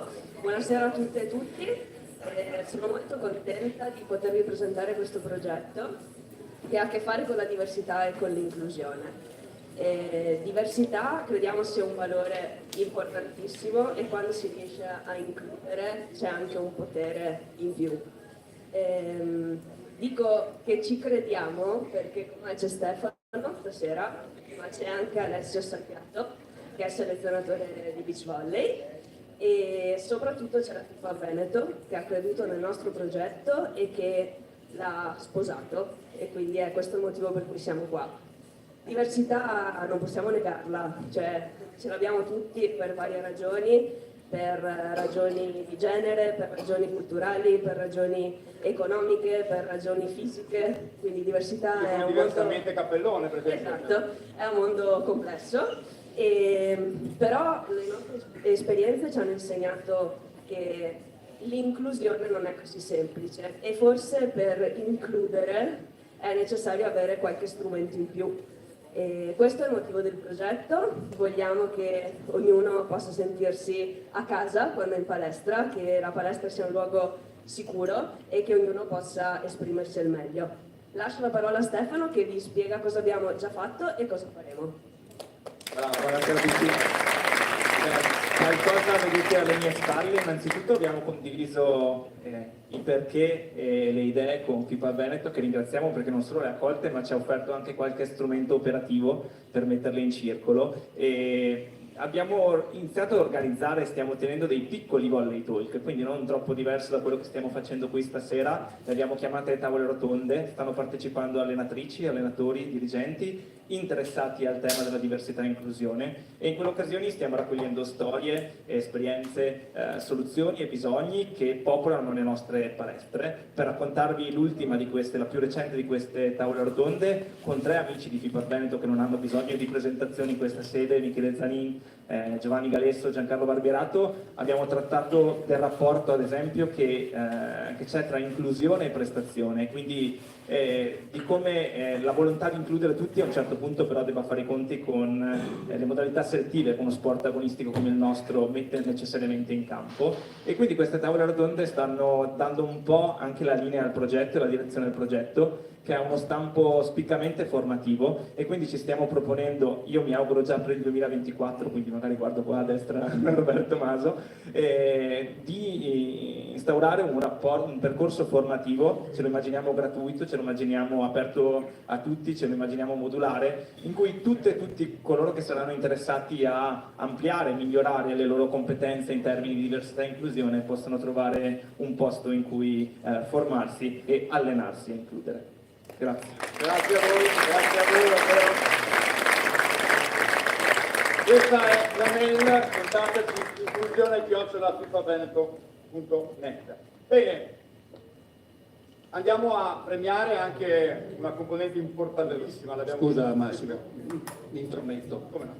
Dovevamo fare una piccola presentazione del nuovo staff della selezione regionale femminile. E lo facciamo subito. Perché abbiamo salutato giustamente Giovanni, e quindi eccolo qua.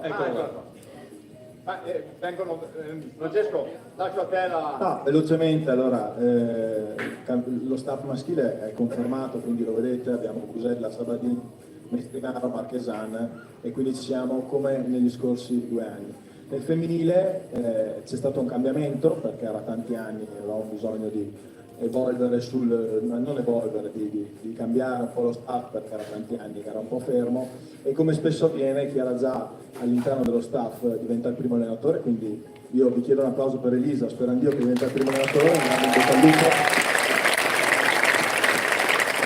Poi abbiamo Carli Fabio che entra, l'anno scorso era il nostro stagista, quando finiamo il secondo grado individuiamo sempre 2 stagisti che entrano per 1 anno nelle selezioni come stagisti, appunto. Quest'anno Fabio diventa aiuto allenatore, assistente allenatore, ed entra ex novo invece Gragnato Tommaso, in bocca al lupo anche a voi. E poi salutiamo Flavio Gasparella che ci ha aiutato negli ultimi anni come dirigente, che ringraziamo di cuore. E mi sento di ringraziare anche Ilaria Giatti, che quest'anno anche per il progetto inclusione, quindi vestirà un ruolo dirigenziale, per noi fondamentale che resti all'interno dello staff per darci una mano, e in tutto ciò ricordo anche i nostri fisioterapisti che non cambiano e hanno il record degli ultimi anni di partecipazione. Grazie e bocca al lupo a tutti noi. Grazie Francesco, proseguiamo con le premiazioni, andiamo a premiare una parte importante, una componente importantissima nel mondo della pallavolo, che è la componente arbitrale. Andiamo a premiare gli arbitri indoor promossi in Serie B, che chiamo ovviamente tutti assieme: Luca Buscato, Francesco Cecconi, Federico Ferrara, Gaia Beatrice Trabuio e Daniele Trintoni. Eccoli qua.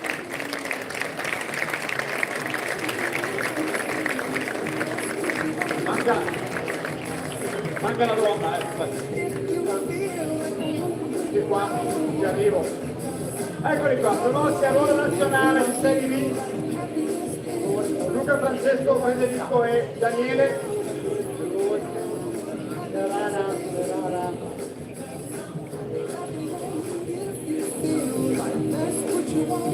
Vedete qua, la foto.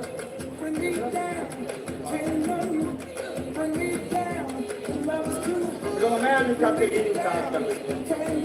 Io controllo le giacche, Samu, perché secondo me il cartellino in tasca ce l'ha. Non pianto, presidente, grazie ragazzi. Un applauso anche a Gaia. Stasera andiamo a premiare adesso i nuovi delegati nazionali che sono Giancarlo Bottolani e Luca Zamparo. Eccoli qua.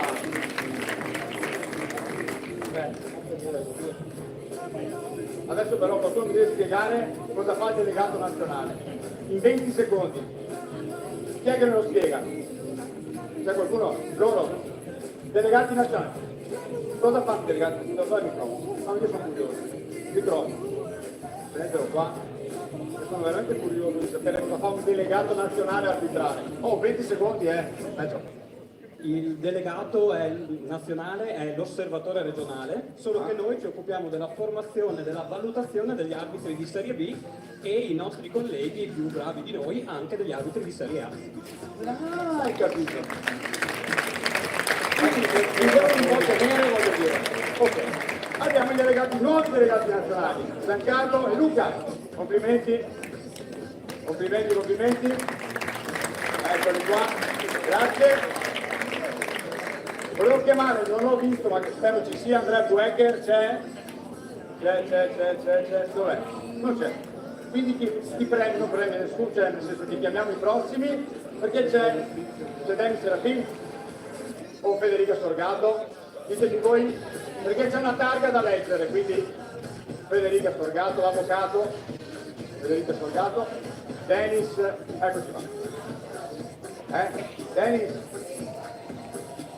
Non sei in incognito, va bene. No, perché è un momento importante, c'è una targa da leggere per una persona che io conosco da tantissimi anni, perché ha lavorato anche per molti anni come volontario nella società dove io l'ho toccato per tanti anni, quindi ho un piacere davvero che venga consegnata questa targa, e adesso Federica leggerà la motivazione a Marco Zanon, per 13 anni insegnante regionale e oggi eccolo qua, Marco Zanon, Marco è diventato designante di tutti gli arbitri di Serie B, quindi complimenti davvero a lui. Avrà circa 400-500 arbitri da designare.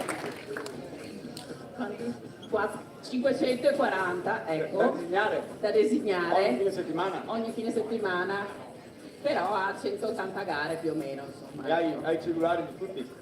E se qualcuno ti chiama, esatto, quindi c'è quello che ti chiama che dice che non può arrivare alla partita di un quarto d'ora prima, cosa succede?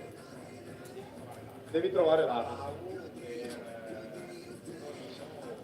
Per Ravenna. Si è girato, è stato Ravenna che si è girato. Okay. Detto anche Torino. Non a caso. Leggiamo la motivazione a Marco Zanon. A Marco Zanon per la cura e la professionalità dimostrate in 13 anni nel ruolo di designante regionale, contribuendo alla crescita del movimento arbitrale veneto con sincera gratitudine FIPAV Comitato Regionale Veneto. Davvero Marco è stato un ottimo designante regionale e adesso lo sarà davvero a livello nazionale. Complimenti.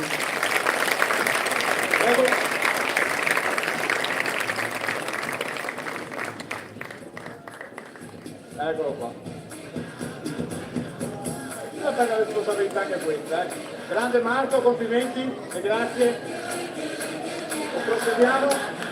La persona che chiamo adesso è una persona a cui mi sono un po' una volta affezionato perché ha un misto di lungimiranza, follia, passione enorme, e devo dire che quest'anno ha fatto una scommessa di cui io, che sono, chi mi conosce sa che sono appassionato di previsioni meteo, no? Quindi ogni tanto mi mi azzardo a fare delle prese di merito per i miei amici, che poi ovviamente mi prendono in giro, tra cui Stefano Santuzzi che vedo qui in sala. Però questa persona ha fatto una scommessa. Io vorrei intanto che la regia Susanna facesse partire questo video, perché la scommessa straordinaria che il Veneto, ma l'Italia e direi il mondo pallavolistico ha vinto quest'estate è stata quella, vediamo se parte l'immagine, perché è stata quella di arriva, ecco qua, di fare un evento unico nel suo genere a livello mondiale. No, torna indietro, facciamo andare il video pian pianino, eccolo qua, e finché guardate il video che dura 3 minuti e 25 secondi, io chiamo il grande protagonista di questo show, perché uno show è stato Stefano Bianchini, presidente del Comitato Nazionale di Verona, che ha vinto questa scommessa straordinaria. Non solo perché portare dopo 30 e quasi 40 anni la pallavolo di nuovo all'Arena di Verona è stata un'impresa incredibile, ma farlo in questo modo, guardate, queste sono delle immagini, rifacciamoli di nuovo l'applauso, bravo Stefano, complimenti, diamogli il microfono, perché finché scorrono le immagini, come vedete questa è una telecamera fissa che velocizzando ha ovviamente fatto vedere che cosa è successo all'interno dell'Arena di Verona, e Stefano qualche mese prima mi ha coinvolto anche in una serie di atti promozionali di questa manifestazione, e devo dire, quando mi ha fatto vedere il progetto, eravamo tipo a febbraio o marzo, veramente sono rimasto a bocca aperta, perché pensare di trasformare, di fare un campo sopra alle poltrone, a mettere poi. Allora, gli altri lo sanno, voi sapete quanto rompe le scatole la CEV per ogni particolare, ve lo garantisco per esperienza diretta. Quindi non è che puoi fare le cose, ma siccome siamo fuori va bene uguale, non va bene niente, deve essere esattamente come all'interno. E soprattutto vincere, fare, Stefano, un patto con non so chi, non so se tu sia credente o meno, perché quella sera non c'era umidità, non c'era pioggia, non c'era nebbia, non c'era basta pagare. No, fammi sentire cosa ne pensi, perché è stata un'esperienza straordinaria. Basta pagare. L'esperienza è stata difficile perché avevamo tutti contro, a partire anche dalla Fondazione Arena, perché quest'anno era il centenario loro, quindi ci siamo proprio capitati in mezzo, li abbiamo poi via l'Arena il 15 agosto, immaginate quanto erano felici. Però insomma avevamo 3 giorni a fare e smontare. 3 giorni? 3 giorni, 13 di notte siamo entrati e siamo usciti al 17, al 16 alle 19 di sera, abbiamo dato indietro l'Arena. E abbiamo fatto veramente un capolavoro. Dopo il tempo ci ha dato una mano incredibile, la partita non è stata tecnicamente delle migliori, ma sappiamo benissimo. Ma era forse l'ultimo dei pensieri in quel momento.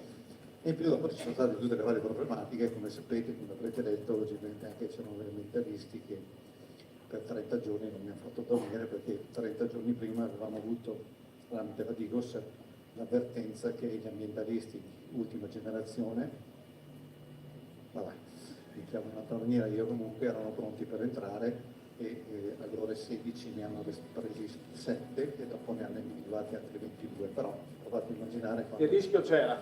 Sì, no, il rischio c'era anche perché ne hanno presi con le bottigliette d'acqua piene di colla, se buttavano la colla sul campo, fine della fiera, fine del gioco, perché avevamo 115 stati in diretta mondiale, quindi provate a immaginare. Quindi noi abbiamo avuto 30 giorni con la Digos, che ha fatto un lavoro eccellente, ha fatto un lavoro di intelligence incredibile, li hanno aspettati, erano 2 di Verona, 2 di Padova, 1 di Trieste, 1 di Roma e 1 di Milano, sono stati presi alle 16, e dopo il questore mi ha chiamato e mi ha detto non far entrare neanche una bottiglietta d'acqua, ci hanno detto di tutto, abbiamo preso di quelle parole incredibili, però non sapevamo quanti altri ce n'erano, e ne sono stati individuati altri 22, però insomma è andata bene alla fine. Il momento più importante è stato l'ultimo punto. Bravo Stefano, bravi tutti i tuoi collaboratori, la tua grande squadra che ha collaborato. Assolutamente che è Ferraro, Florindo e Federico Ceschi, che mi accompagnano sempre, e poi c'è anche mia moglie che ti sopporta, è una santa. Sì, no, posso dedicarlo a lei perché gli ultimi 6 mesi non ti ha visto in casa. Mi ha sopportato. Insomma, da Tanga Roberto per Stefano Bianchini, presidente del Comitato per il di Verona, ma soprattutto organizzatore e capo progetto di questo spettacolo meraviglioso. Allora dedichiamo questa targa al Presidente territoriale Stefano Bianchini e al Comitato territoriale di Verona per aver organizzato con tenacia e professionalità la partita inaugurale del campionato europeo femminile 2023, memorabile evento svoltasi all'Arena di Verona il 15 agosto, con riconoscenza la FIPA del Comitato regionale Veneto. Grazie. Grazie Stefano. Complimenti. Visto che è importante, abbiamo anche... Ecco sì, l'unica cosa che concludo, questo evento, o meglio i 2 europei, sono un grosso successo della nostra federazione. Parlo con Adriano, ma ne ho parlato con Manfredi, perché nel mio territorio sono esplose le iscrizioni. Vuol dire che quando si fa eventi di questo genere, quando si riesce a essere sui giornali, su tutte le testate televisive, noi dopo abbiamo una ricaduta. Da noi a Verona abbiamo un sacco di iscritti in più e questo nel Veneto lo sento un po' tutti quanti. Questo vuol dire che quando si fanno eventi di questo genere, tutto il movimento ne ha un beneficio. E c'è da dire che 9 città coinvolte, con quasi tutte le regioni coinvolte, sono state un successo e la nostra federazione, quindi c'è qui il vicepresidente Bilato, non c'è Manfredi, però c'è da dire un grazie a loro che hanno voluto fortemente fare queste cose qua. Grazie, eccoci qua, siamo. Tra l'altro quando parliamo di promozione, grazie ancora a Stefano, di scuole, Diego prima mi ha ricordato una cosa, ha fatto bene perché Padova quest'anno, no, Diego, un'eccellenza, il liceo Curiel che ha vinto il campionato italiano di pallavolo, adesso andrà ai campionati del mondo, quindi voglio dire, si torna nelle scuole, si torna a fare pallavolo nelle scuole come abbiamo fatto per tanti anni e credo che questi eventi davvero...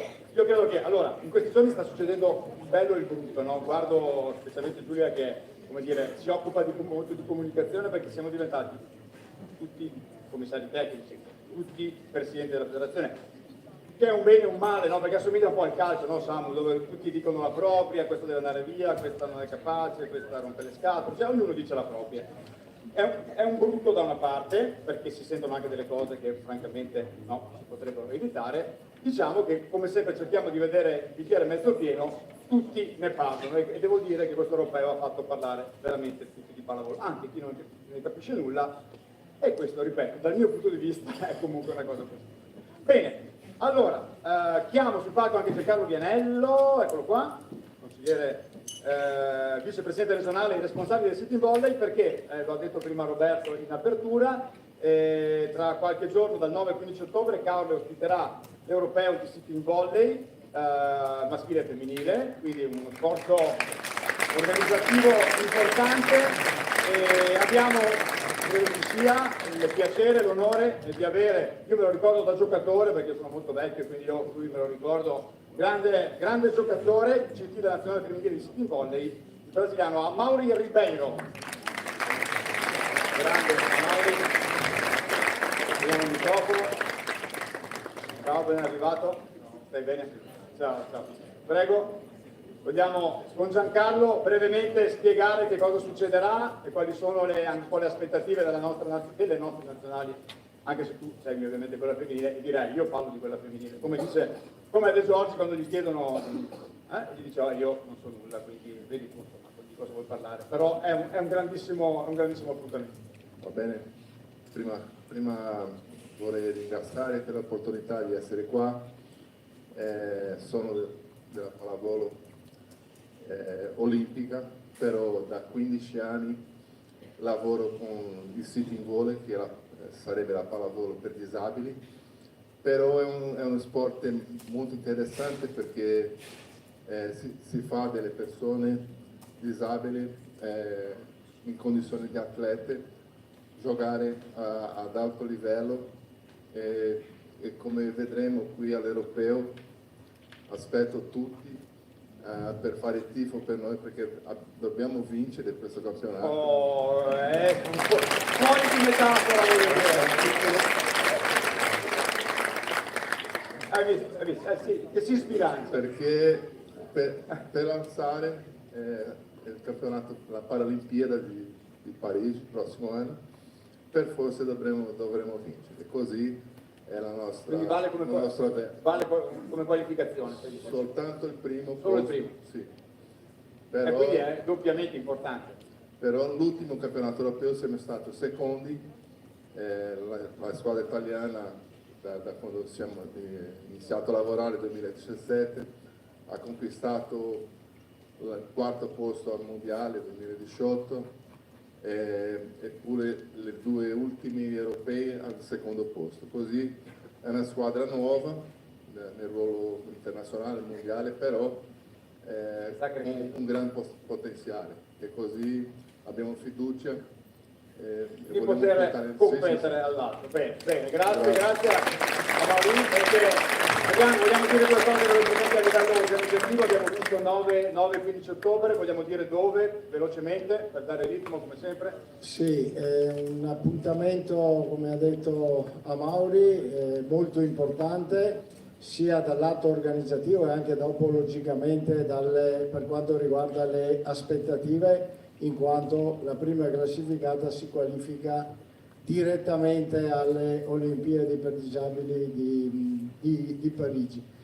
Ci saranno 22 squadre, quindi è un europeo che porterà a contendersi i titoli 12 squadre del settore maschile di tutta Europa e 10 del settore femminile. Le gare avranno inizio lunedì 9 alle ore 9 del mattino, 9 ottobre, per finire con la finale femminile che, siccome ci sarà anche la RAI, mancano ore per che venga confermato praticamente il contratto, però ormai siamo al 90% sulla conferma, e ci sarà anche la RAI per le due finali, primo e secondo posto, di domenica pomeriggio 15. Quindi anche un grande risalto per la pallavolo, in questo caso nostra, perché comunque il City è una disciplina nostra della pallavolo, che, come ha detto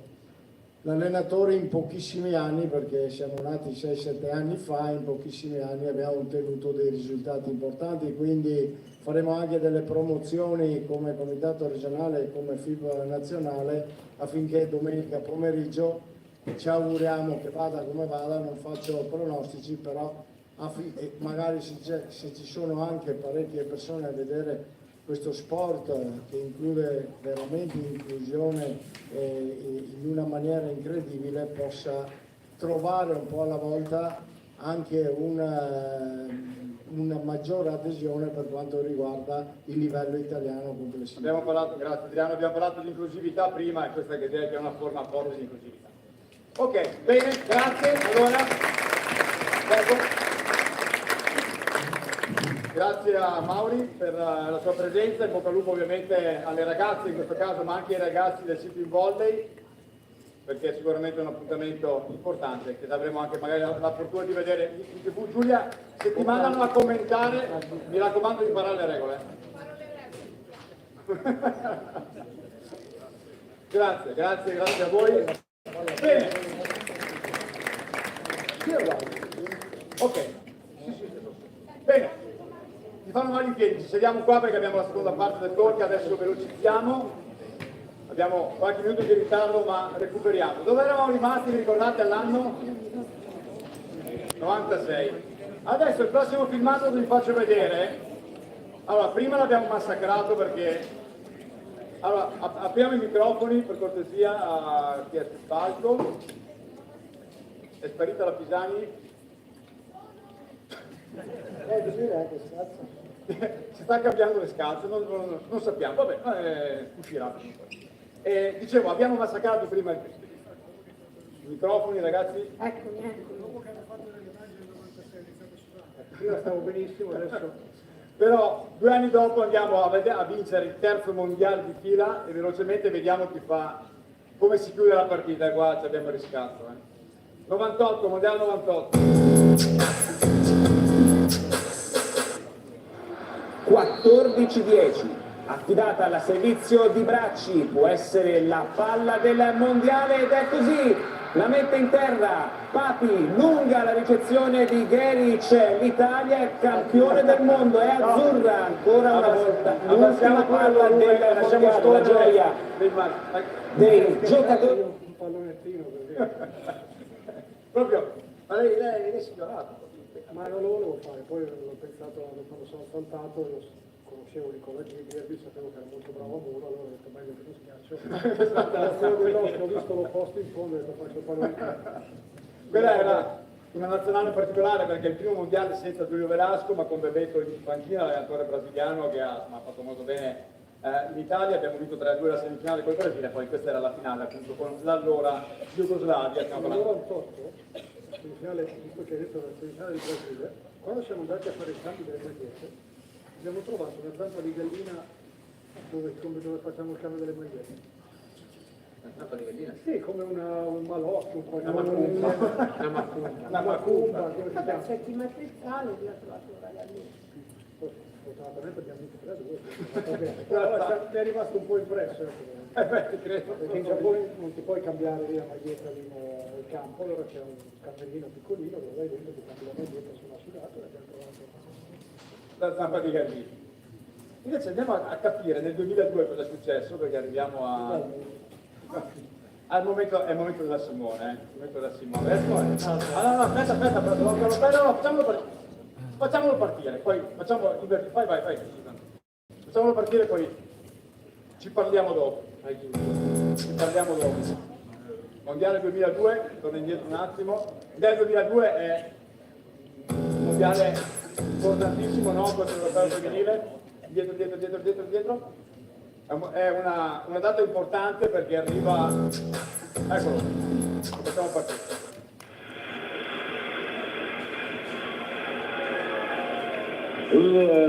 Cara Crossbadel, Togut, lo bianco, Togut, campioni del mondo, campioni del mondo, campioni del mondo. Amici, il ragazzo di Vicenza, vado sul campo a 10 anni, intanto gustate di queste immagini. Un attimo di pazienza, gustate con queste immagini, un altro che col microfono, col filo, Giulia è partita e è andata giù. E qui c'era Simona in campo, quindi l'unico per ora, speriamo, non l'unico, ma speriamo che ce ne siano ovviamente degli altri, però ad oggi è l'unico mondiale vinto dalla volley femminile, era 15 ottobre 2002. Raccontaci qualcosa. Ma intanto io so di un piccolo aneddoto. Tutte le volte me lo chiede, no, ma però perché mi piace. cosa ti ricordi del Venire qua. Vieni qua. Guarda, raccontalo tu com'è. Tutte le volte mi chiedono, ma cosa ti ricordi del dopo mondiale? Io non mi ricordo niente perché ho fatto 2 antidoping, semifinale e finale, ero ubriaca viste 2 le volte perché non riuscendo a fare la pipì mi dava della birra e quindi e io sono arrivata 2 ore dopo e... Quindi non hai fatto festeggiamenti? No, sì, li ho fatti, però subito dopo non mi ricordo anche di quando, no, mi ricordo dalle foto, qualche flash, però io non bevevo birra all'epoca e la prima volta che mi danno la birra, malattine sulla schiena, perché la Leo l'ho fatta subito. Dallo bianco? Sì. E tu invece? Io e lei, semifinale finale. Ma no, poi ti stavano lì sulla porta a controllare, io non ce la facevo, mi sono promesso un'ora e mezza e poi ti dicono da noi tu vai qua e poi ti dicono falla tutta e fino lì, se no non vale. Da noi ti stanno sulla porta sì, e poi magari ti dicono fai anche la doccia, beh certo, che mi rilasso ancora meglio. No? Ascolta, ma quel mondiale lì però vogliamo dire che ricorda per certi versi qualcosa di quello che sta succedendo adesso, nel senso una convocazione importante non avvenuta, quella di Maurizia Cacciatori, che insomma in quel momento era l'atleta più importante. Fino all'anno prima era palleggiatore titolare, quando siamo arrivati a seconda all'europeo, che fu la prima partita proprio, diciamo, che introduceva la nostra scalata, ecco. E sì, quell'anno lì Bonita la lasciò a casa proprio poco prima del mondiale. Scatenando anche lì un po' di polemica. Sì, non c'erano i social per fortuna, perché sennò sì, sarebbe stata un po' pesante, però sì, anche lì nel mondo ovviamente nell'ambito della pallavolo scatenato parecchie... Che gruppo era quello lì? No, Beh no, comunque era bello compatto, Mauri comunque era una giocatrice e una persona molto intelligente che ha saputo gestire benissimo la cosa e soprattutto non ha fatto più diciamo scalpore in quel momento lì, anche perché comunque con noi avevamo un ottimo rapporto, quindi è stata tranquilla e noi ovviamente avevamo un rapporto con lei, quindi la sentivamo, ecco. E niente, quindi dopo siamo arrivati al mondiale con questa bella bomba, proprio il premondiale, e poi ci fu la bomba durante il mondiale, che fu il momento proprio di crisi, quando abbiamo rischiato di andare fuori per una partita. Poi vi siete qualificati come migliore terza, se non Come sbaglio. migliore terza, quindi sì, diciamo che la nostra qualificazione alla fase successiva era ai quarti, era poi dovuta, non dipendeva da noi, quindi siamo rimasti chiusi in una stanza a guardare questa partita, a guardarla, perché poi a un certo momento abbiamo spento, non ce l'abbiamo più fatta e mi ricordo che ci chiamò Porzio dal palazzetto, che era lo scout che faceva, che ovviamente ci aggiornava e da lì fu più serio. E Da poi lì qualcosa è scattato e da lì ci siamo detti ok, da ora in poi nessuno deve decidere più per noi, se usciamo o se rimaniamo deve essere colpa o merito nostro. Tu hai qualche ricordo, Giulia, o è troppo piccina? No, io ho guardato quella partita, sì. E appunto poi anche negli anni quando sono stata in nazionale giovanile mi ha fatto proprio vedere la fame che avevano le giocatrici mentre stavano giocando quella finale. Da Paola Cardullo appunto, che proprio erano da esempio e da grandissime motivatrici per gli allenamenti. Tra l'altro la voce di Mimo Fusco è inconfondibile, anche lui un grande ricordo. Quindi inizia anche la nazionale femminile a vincere, saltiamo per motivi di Susanna il 2007, per motivi di tempo, quindi, però arriva il primo europeo femminile del 2007, ecco l'abbiamo saltato questo qui, e questa è una nazionale che tra l'altro fa 26 vittorie di fila, fa un record che è tuttora imbattuto a livello di nazionale. Quella con Tali, quella del gruppo di maschi, sì. È stata una bella scia, io sono rimasta a casa. L'hai guardato? Poi No, commentato, mi hanno chiamato ero rimasta a casa dopo i mondiali del 2007. Sì. 2007 e poi 2009. 2007 e 2009 sono rientrata e l'altro. Sono gli anni in cui appunto la pallavolo femminile muove passi importanti, si comincia a creare quello che è un po' il tessuto, no? di quella che è anche adesso al di là delle polemiche o comunque dei risultati di queste ultime settimane, dobbiamo dire che la nazionale femminile negli ultimi anni ha ottenuto risultati estremamente importanti. Nel 2012 arrivano le Olimpiadi, arriva un altro bronzo con Mauro Beruto in panchina e con Samuele Papi l'ultimo. Quanti anni avevi? 39. E com'è stata quella? Ah, bello, è stata una bella Olimpiade. Facevi il senatore, ti portavano roba in camera. Un ruolo secondario, me l'aveva già detto Beruto, mi andava benissimo, ma cioè, i ragazzi li conoscono tutti. È stata un'Olimpiade sofferta perché non abbiamo giocato molto bene nel girone, però abbiamo fatto una gran partita con gli Stati Uniti, poi c'è arrivabilità, le altre due squadre alla semifinale di arrivata.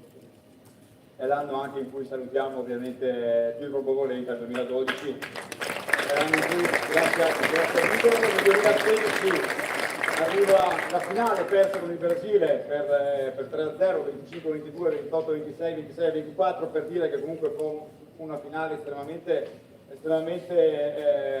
combattuta, e arriviamo al 2018, quindi ci avviciniamo molto ai nostri giorni.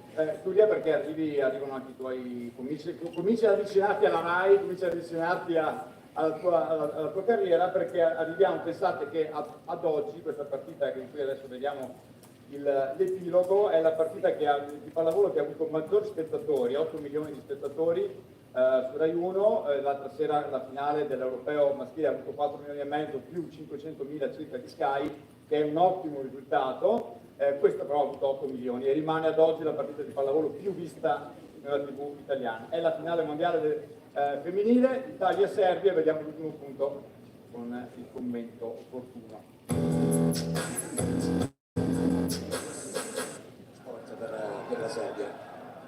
Malinov, attacco di Silla, Popovic lo difende, ancora l'Italia che può giocare con Ujenovic, la Serbia con l'attacco di Mihajlovic, difende Bosetti, no, Legono per Milan Silla, l'attacco di Silla, il muro, copertura di Lucia Bosetti, Malinov per il tocco da parte di Milan Silla, c'è il punto per la Serbia, finisce Rosemare, vince il mondiale, l'oro alla Serbia, l'argento all'Italia, cioè insomma c'è tanta tristezza, soprattutto per quest'ultima giocata, la penultima giocata dell'Italia che poteva veramente rimettere in corsa la nostra nazionale verso questo finale, verso la medaglia d'oro.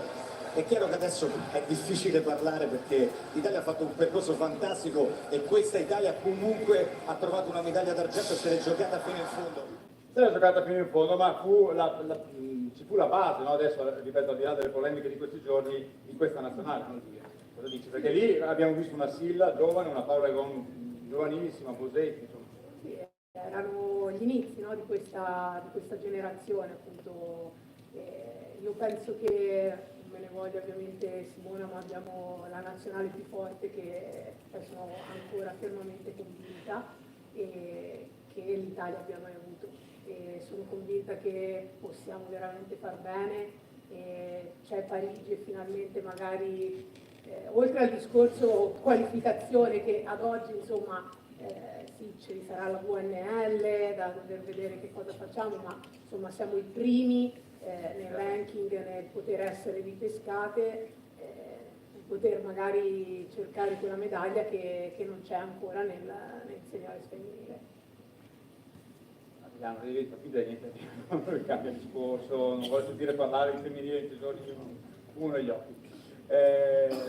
Ok, quindi siamo nel 2018, mettiamo le basi per quello che poi succederà negli anni successivi e arriviamo ai giorni nostri, abbiamo un po' velocizzato la seconda parte ovviamente, per vedere quello che è stato dal mio punto di vista uno degli anni più belli della storia del pallavolo, che è il 2021, perché portiamo a casa, dopo delle Olimpiadi non meravigliose sia al maschile che al femminile, portiamo a casa un doppio europeo. È l'anno anche in cui, anche qui l'abbiamo salutato prima ma lo risalutiamo, viene a mancare Michele Pasinato, ed è un anno però importante per la nazionale perché arriva, abbiamo fatto un montaggio unico, il doppio europeo, qui sentiamo anche la voce di Giulia con Marco Fantasia. Prego, europeo 2021. Silla,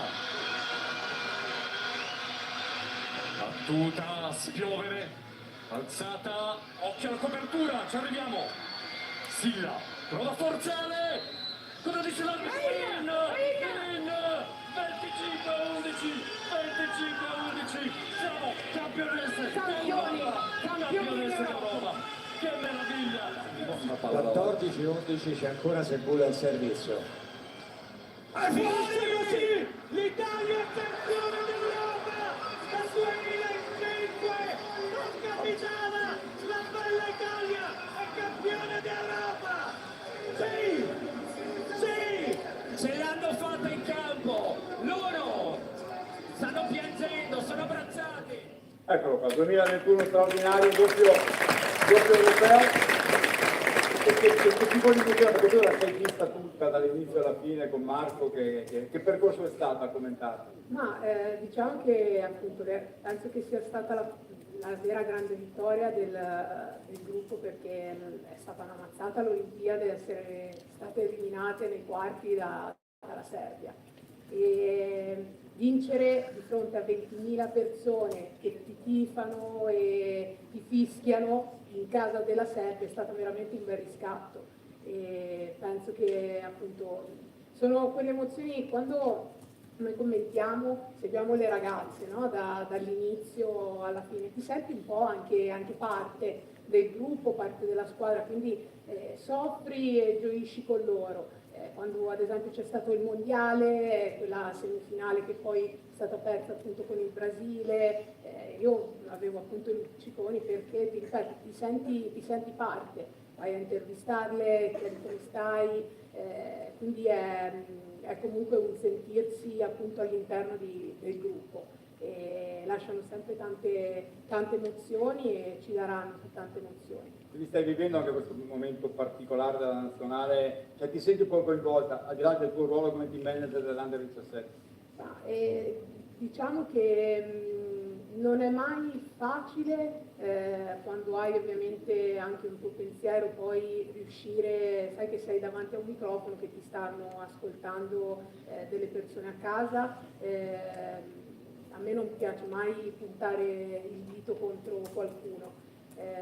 Cerco di essere sempre abbastanza lucida e stare tra virgolette un po' anche nel mio, perché poi appunto le decisioni non le prendiamo noi che stiamo al microfono, non viviamo noi, né io né chi guarda dal divano, le esperienze, quello che sta vivendo questo gruppo. Questo penso è stato tanto bello il 2021, il 2022, perché insomma ricordiamo anche tutti poi i titoli giovanili che abbiamo vinto con tutte le nazionali, e quest'anno invece con la nazionale femminile è stato veramente tosto. Ci vorrà del riscatto, ci vorrà mettersi lì rimboccarsi un po' le maniche e trovare delle soluzioni. Perché il potenziale c'è, Simona, sei convinta? Sì, no. Sei d'accordo con Giulia quando dice che questa la pallavolo è cambiata, queste ragazze hanno una fisicità e uno strapotere fisico che sì, forse sicuramente il lavoro da fare è da un altro punto di vista. Sicuramente devono essere consapevoli o prendere maggiore consapevolezza di veramente quello che possono fare e annientare tutti. Vuoi dare un colpetto al signore che è vicino a te o glielo do io? No. Colpetto di gomito, Adri, non illuderti, Sono sicura che polipi italici di bilato, capito? No, colpetto di gomito. No, lui ha detto colpetto in che senso? No, vabbè, ma... Porta pazienza e un po' anziano. Lanciarsi una frecciatina, vero? No, non mi permetterei, anzi sono sicura che se potesse entrerebbe in campo anche lui, perché come tutti quanti... Lui aveva un bellissimo rapporto con gli arbitri, sai quando allenava? Proprio si rivolgeva agli arbitri in maniera spesso educata, diceva, guardi, secondo me io avrei un parere diverso dal suo. Impossibile. Diceva, io non l'avrei fischiata questa, proprio aveva questo aplombo, guarda, proprio preciso. Avevo 18 cartelline. Ogni punto contestato era cartellina. Esatto. No, io mi permetto solo di dire, allora, non voglio chiedere ad Adriano ovviamente che cosa succederà, però visto che ci siamo stasera, facciamo anche un filino di attualità e approfittiamo della tua presenza, Adriano, brevemente per dire, insomma, qual è il pensiero del Consiglio federale che si troverà il 12 ottobre. Allora, è logico che è innegabile oggi non essere delusi un po' tutti, sia come tifosi ma anche logicamente come rappresentanti, come consiglieri federali, per quello che è successo. Noi siamo una federazione, credo la federazione, posso dirvelo tranquillamente, più vincente degli sport di squadra degli ultimi anni, e quindi è logico che la delusione è ancora maggiore quando non arrivi primo o secondo, perché questa è anche la realtà. E teniamo anche conto che è sempre più difficile mantenersi ai primi posti, ai posti di vertice, perché ci sono anche nazionali che effettivamente hanno anche migliorato, poi vediamo anche nazionali che, tipo la Turchia, che fino a qualche mese fa, non aveva mai praticamente vinto nemmeno arrivare ai primi 4. Devo accorciare, quindi che cosa fate adesso? No, allora, io sono comunque fiducioso, perché quando succedono queste problematiche è logico che dobbiamo sicuramente intervenire, anche perché vedete tutti, fra un anno, bene o male, ci sono le Olimpiadi. Io credo, ma ve lo dico, che l'ha già detto Giulia, siamo primi nel ranking e basterà fare un minimo di attenzione alla prossima VNL, e faccio fatica a pensare che l'Italia, che ormai è sempre andata alle Olimpiadi, il 2024 non ci sarà a Parigi. Quindi sono ottimista, e quindi anche per queste cose noi abbiamo il dovere, e lo faremo già nel Consiglio, che lo faremo al Consiglio federale, che sarà proprio in Veneto, a Tauro, in occasione del, come dicevo prima, dell'Europeo di City, e sicuramente analizzeremo serenamente e tranquillamente quello che è stato, che ripeto è stato pesante per tutti, e cercheremo sicuramente di trovare delle soluzioni che ci possono portare a Parigi a far sì che quello che ha detto, e non mi ripeto perché abbiamo un movimento importante, abbiamo delle ragazze importanti, vi ricordo che per quello che sono anche meno preoccupato per il futuro, perché anche quest'anno, non il 2022 ma il 2023, 2 mondiali, un europeo oro e 2 mondiali argento anche nel femminile, quindi per quello sono anche tranquillo, il futuro c'è. È logico che questo momento particolare che dobbiamo trattarlo immediatamente per dare anche delle risposte, perché non guardiamo i social, però credo che sia veramente brutto quello che si è creato attorno a un mondo che fino all'altro giorno, e ripeto, bastava un episodio, perché ne abbiamo visti tanti episodi perdere, qua bastava una palla toccata, una palla in più, o quei 4 punti di vantaggio, e oggi... Quindi non avete ancora deciso se cambiate l'allenatore? No comment su questo. Io gliel'ho chiesto, mio dovere giornalista. Quando è il consiglio? 12 ottobre. Può deciderlo adesso?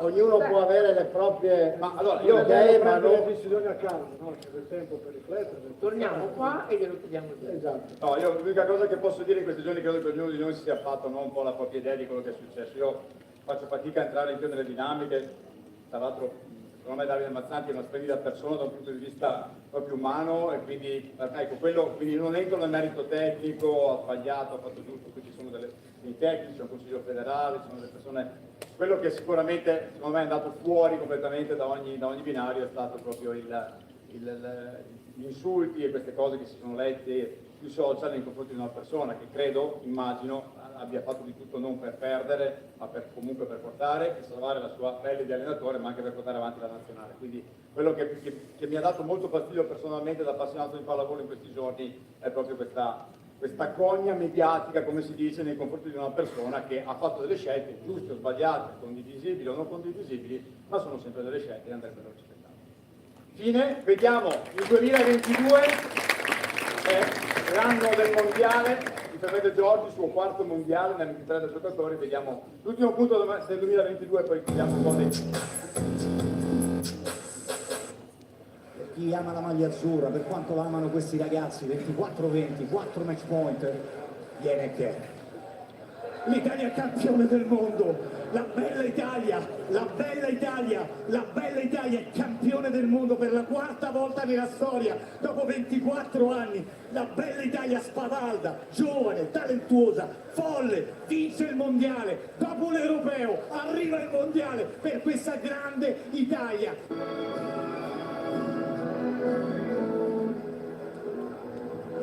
La bella Italia è campione del mondo, il 4º titolo per i nostri ragazzi, per la nostra nazionale, per la serietà, per la spensieratezza, per il talento, dedicato a tutto un paese, dedicato a voi italiani. Mondiale 2022, tra l'altro grande applauso, mi fa sempre venire un po' la pelle d'oca a queste cose in genere, ma vedere due liberi, campioni del mondo, padovani, nati, cresciuti nella pallavolo Padova, vincere il titolo mondiale, credo che un applauso a loro, a Fabio, a Leo Schiafferra, alla pallavolo Padova non la faccio, perché ovviamente 2 padovani lì, cresciuti nella stessa società, è una cosa davvero straordinaria. Bene, c'è un'ultima slide velocemente, solo per dire che quando parliamo d'Italia, come diceva Adriano, ci siamo abituati molto bene, perché io qui ho messo solo alcune cose, qui mancano tanti titoli, no? C'era la Coppa del Mondo anni fa, guardate, 5 campionati del mondo, in totale 10 europei, 3 argenti olimpici, un bronzo olimpico, 8 World League e una World Nation League. Questo è per dire che cosa fa, che cosa ha fatto, che cosa continuerà a fare la pallavolo italiana per lo sport italiano. Quindi se non si è sentito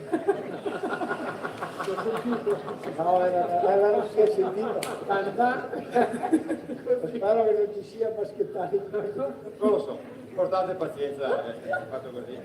Dopo il colpetto della Rinieri ha perso completamente. No, volevo dire questo, che se nel 47, siamo partiti 2 ore fa a parlare del 47, il CONI non era tanto contento, no, di avere la federazione perché non vinceva molto, credo che oggi il CONI non solo debba essere contento, ma debba essere orgoglioso di avere la FIFA all'interno con questi risultati. Bene, detto questo, ultima tranche di premiazione Roberto, stiamo recuperando tempo e allora andiamo Dove andate? Non è che andate via adesso perché siete andati. Il servizio. Bene, andiamo adesso a premiare le squadre regionali che hanno avuto successi a livello regionale e chiamo le vincenti dei playoff della Serie C femminile, promossi di 2 femminile. Comincio con l'Usma. Eccole qua. Capitano, ma è molto vicina a livello geografico. Triplete per l'Usma di quest'anno. Una la vecchia, voi state qua ecco l'Usma. Campionato, Coppa Veneto e Coppa di Veneto l'ho vinto, triplete per l'Usma di Levazzano.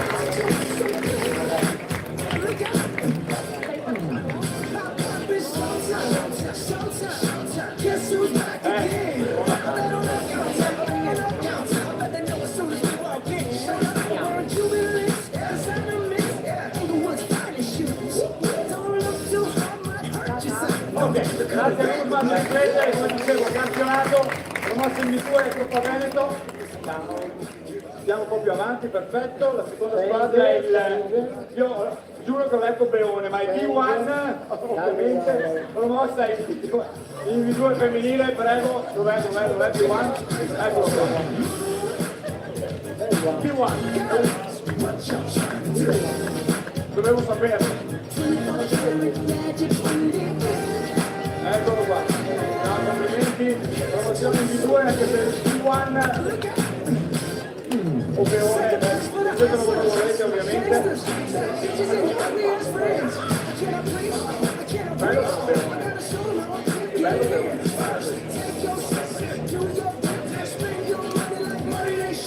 Grazie Giovanna, ottimo, e andiamo a premiare con la stessa motivazione il volley di Bernadette. Guarda mezza sala che si vuota, guarda che bello. Prego ragazzi.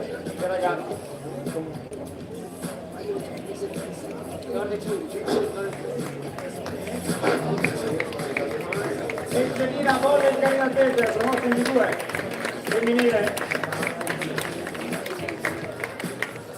Mamma mia che bella tutta la comunità, guarda che bello. Guarda che bel gruppo.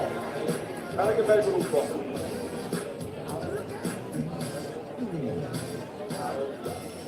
Eccoci qua.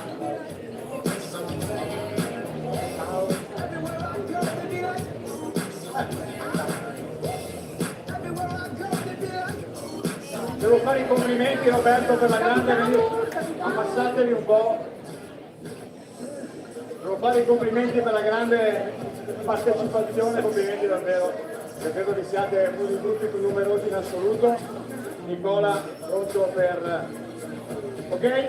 Grazie, applausi a voi e complimenti. Andiamo a premiare le squadre che sono state promosse invece in Serie B maschile, cominciamo con il quadrifoglio volley. Dov'è il quadrifoglio volley? Dov'è? Eccoli qua. Eccoli qua. Quadrifoglio che Capodarselo volley. Promozione in Serie B maschile. Quindi aumenta la pattuglia di squadre padovane in Serie B maschile, ce ne sono veramente tante anche quest'anno, una colonia molto importante. Complimenti al quadrifoglio. Sì, vai. Tanto poi vediamo. Eccoci qua, Samu, Giulia, Simona, Graziano, Nicola Piranha è il vostro obiettivo, eccolo lì.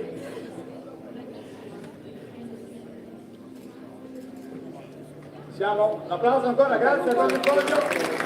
Un nostro invito di come il volley Veneto Benacus. Dove sono volley Veneto Benacus? Eccoli qua che arrivano. Veneto Trivento, Coppa Veneto Trivento, con il triplete anche voi come l'Ulma, grandissimi, complimenti doppi, anzi tripli a questo punto. Eccoli qua.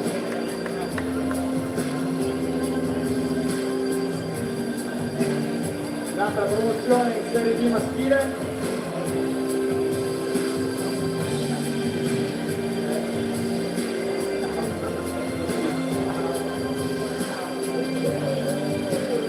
Siamo.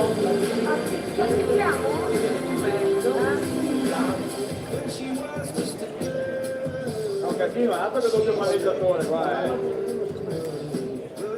4-2, modulo 4-2. 4-2. Grazie Benarcus, promosso in Serie B. E ora andiamo a premiare le squadre che sono state promosse invece in Serie C femminile della Serie D. Cominciamo con il Carbonera e Albatros Pink. Dove sono? Albatros Pink. Non si alza nessuno. Non abbiamo Albatros Pink. Sì, no, ecco che arriva. C'era rimasto dietro. Quindi come vanno le scarpe? Ma prima volevo cambiarmi.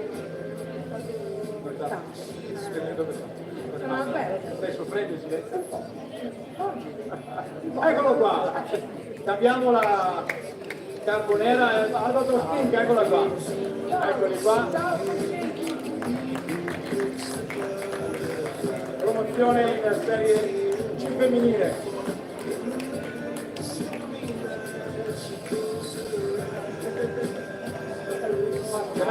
Grazie a posto Nicola. Andiamo a premiare il Comunello Volley Rosà, promosso in Serie C femminile. Eccole qua,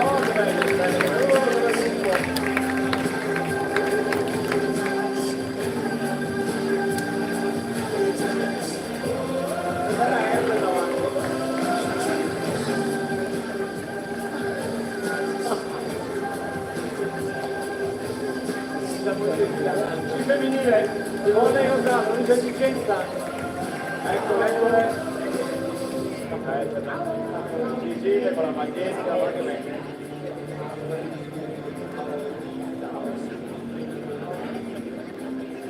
Pensi che hanno fatto la maglia solo per te, non sta per finire, meno male. Capitano qua? Capitano. Vice capitano? Vice capitano. Terzo vice capitano. Compattate il gruppo.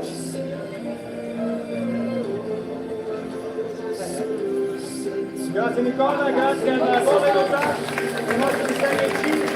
Andiamo a premiare ora il cappella Dragon Sarmede, sempre promosso in Serie C femminile, che arriva.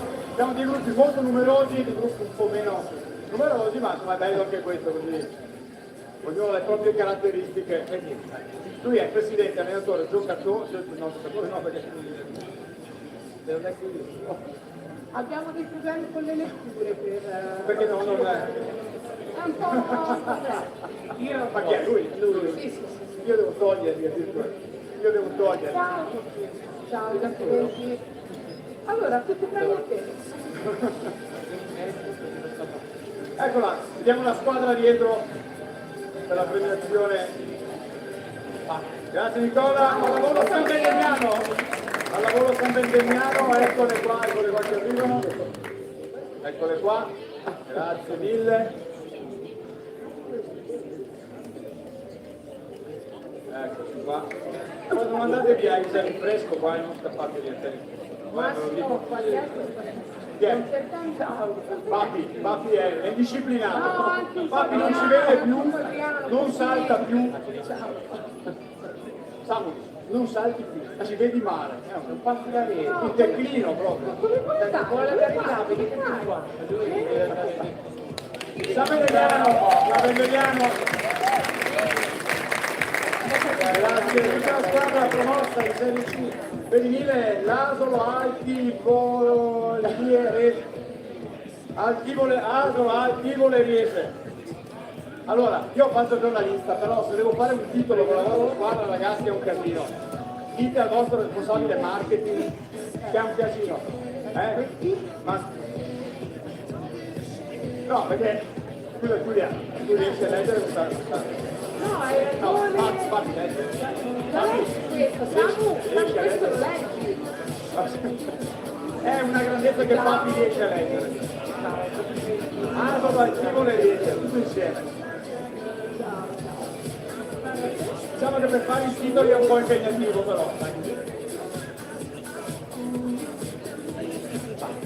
Grazie Aldo, Altivole Riese. Ulteriori squadre di Serie D promossi in C dai playoff in questo caso sono l'Arena Volley Team Verona, dove è Bianchini che è contento per l'altro. Eccolo qua, grande che velocizza. Chi è che c'è? Sei da solo, c'è un altro. Ci sono le giocatrici? Le giocatrici vengono? Dove sono finite le giocatrici? Dove fanno? Devi venire su, fa parte della selezione, certo che viene. A maggior ragione. La giocatrice allora, promosso dai playoff in città femminile. Siamo? Fatto alzare tutta la fila, ma che bene. Ma che bella questa immagine, con tutte le... Questa è la grandezza che Samuele Papi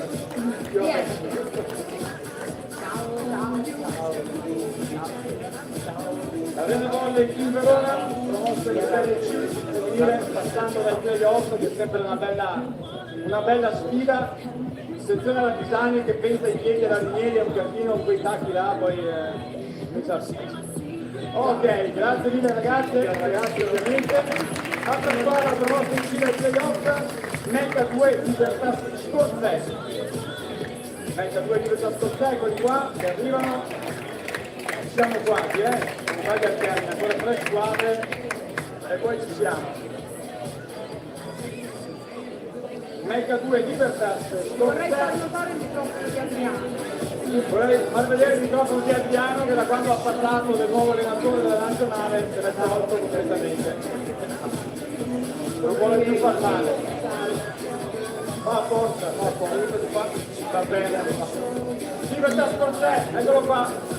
Applauso promosso il 16 femminile ovviamente. Grazie, ottimo. Andiamo a premiare le 2 squadre promosse in Serie C maschile. Pallavolo Zevio, eccoli che arrivano anche in fondo, un applauso anche per loro. Fai salire di qua, che facciamo prima, benissimo. Eccoci qua, ciao, complimenti, ciao, ben arrivati, ciao, complimenti.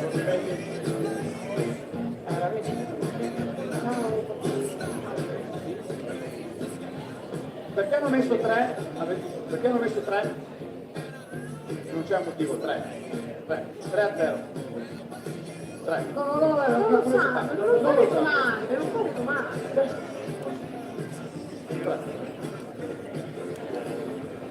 Pallavolo Zevio, promozione in Serie C maschile. Grazie. Altra squadra promossa in Serie C maschile, l'Atomo Volley. L'Atomo Volley, va.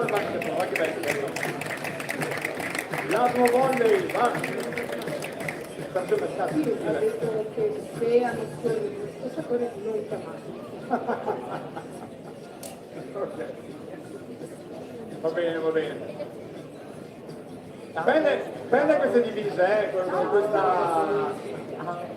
Complimenti per la divisa con grande, come dire, orientatteggiante, non so come chiamarla. Complimenti. Oh, che bello. Qui ci sta. Che è il capitano. Poi qua, il combattente che conosco.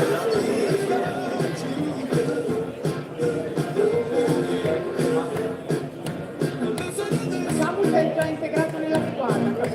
Samu, secondo me, volete uno che fa il giro dietro? Anche davanti? Samu, anche davanti ti vogliono. Giro dietro, Papi, secondo me. Io la prenderei. Grazie, altro volte. Ultima, ma non l'ultima, semplicemente perché l'ultima squadra, ma è l'ultima in senso assoluto, squadra promossa in Serie C dai playoff per Radio Volley. Eccoli qua.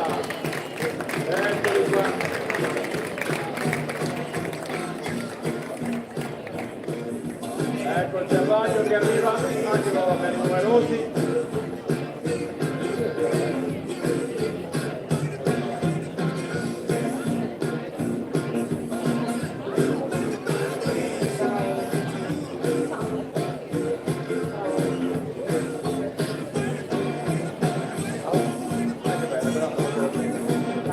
Bella foto lì.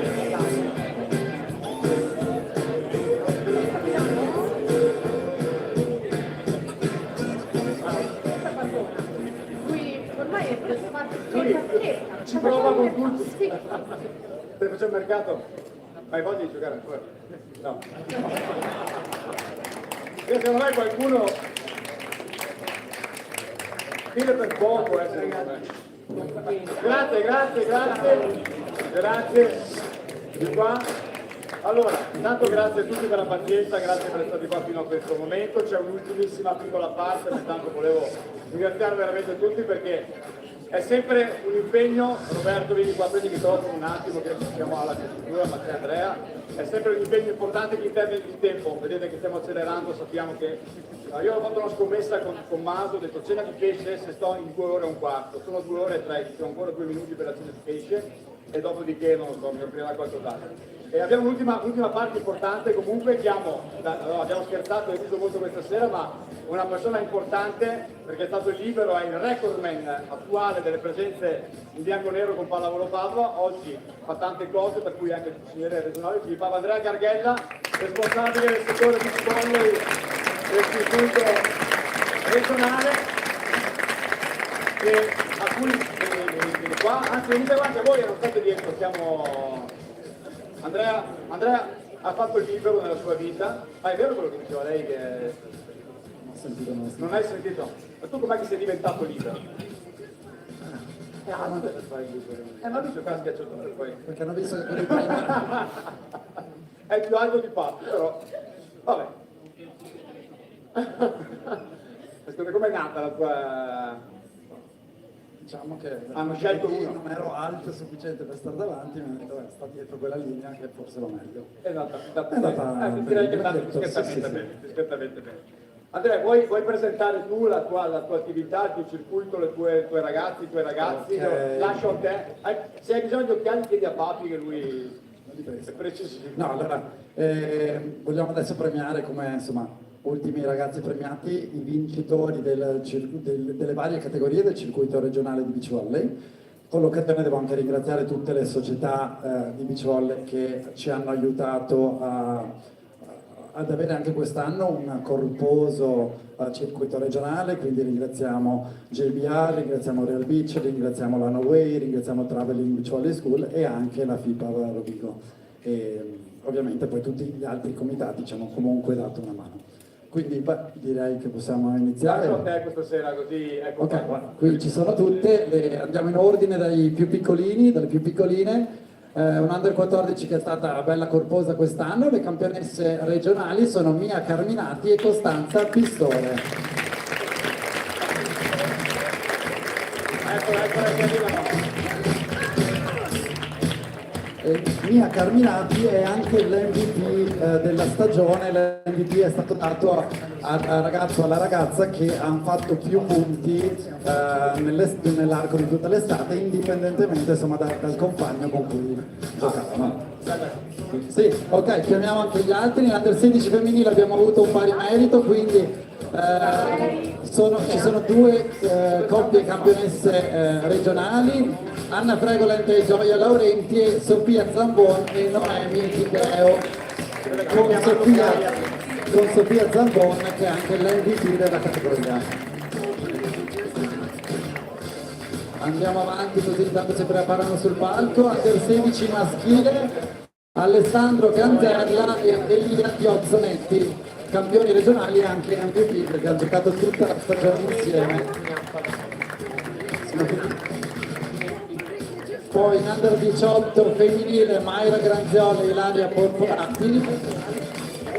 Sono entrambe, sì. Ecco che arriva, Porporati. E Matteo Marchesan e Giacomo Piovane sono invece i campioni regionali Under 18 maschile. Eccoli qua che arrivano.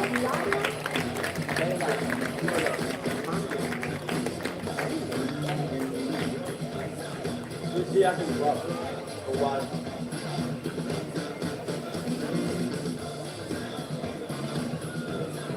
Eccoli qua gli ultimi, sta per dire, campioni regionali, mica tanto ultimi. Complimenti ragazzi, e per voi l'onore di chiudere questa lunga serata di premiazione con Samuele Papi, con Simone Renieri, con Giulia Pisani e Diano Pilato. Basta che non ti chiedate della nazionale femminile. Dagli la colpa, non si ferma. Ok? Beh, devo dire, Andrea, una bella soddisfazione però, Un grande applauso per i nostri futuri campioni di storia, ma già campioni regionali. Grazie ragazzi, grazie ragazze, davvero. Bene, vorrei qua alla fine per la chiusura tutti i nostri ospiti, Simo, Adriano e Giulia. Chiamiamo anche, inviterei sul palco anche i presidenti territoriali e il consiglio regionale, consiglieri del sindacato regionale, facciamo la foto finale, poi per tutti ci sarà un piccolo rinfresco qui lasciami solo Roberto che salgono per fare la foto finale. Un ultimo pensiero, aspetta che ci compattiamo. Non li tengo più, No, guarda che filato è pericolosissimo stasera e non ho ancora veduto neanche mezza birretta. Stacca il microfono. L'ha tirato dietro. Mettiamoci qua. Michele, Natascia, Cinzia, grazie, Stefano, Mimmo, tutti i presidenti regionali e il consiglio regionale, presidenti territoriali assolutamente. Volevo solo intanto ringraziare per la gentilezza. Lo faccio io, Roberto, a nome del Consiglio regionale. Simona Rinieri, campionessa del mondo del 2002, sono con noi. Abbiamo Girato che comunque ci ha dato anche l'altra discussione. Giulia Pisani che sentiremo presto per le telecronache di Rai Sport. E grazie, Samuele Patti. Grazie. Assolutamente a Mauri con noi. È stato bello per me fare questo viaggio nel tempo, nella pallavolo, avete visto cosa ha fatto la nazionale italiana, speriamo che possa fare, sono certo, ancora tantissimo. Quello che però ci piace di più è vedere la faccia di quei ragazzi lì, ripeto, tanti padovani, due padovani, ma soprattutto la faccia di una nazionale che continua a vincere il movimento, che continua a crescere grazie alle grandissime iniziative che questa federazione ha fatto, grazie alle scommesse vinte di Stefano Bianchini, ma grazie alla scommessa di due europei che hanno fatto parlare di pallavolo l'Italia intera. Ed è questa la cosa più bella che dobbiamo portare dal mio punto di vista per la stagione che sta per iniziare. Ecco, grazie a tutti per la vostra presenza, naturalmente un grande grazie a Massimo Sernaggio per la conduzione di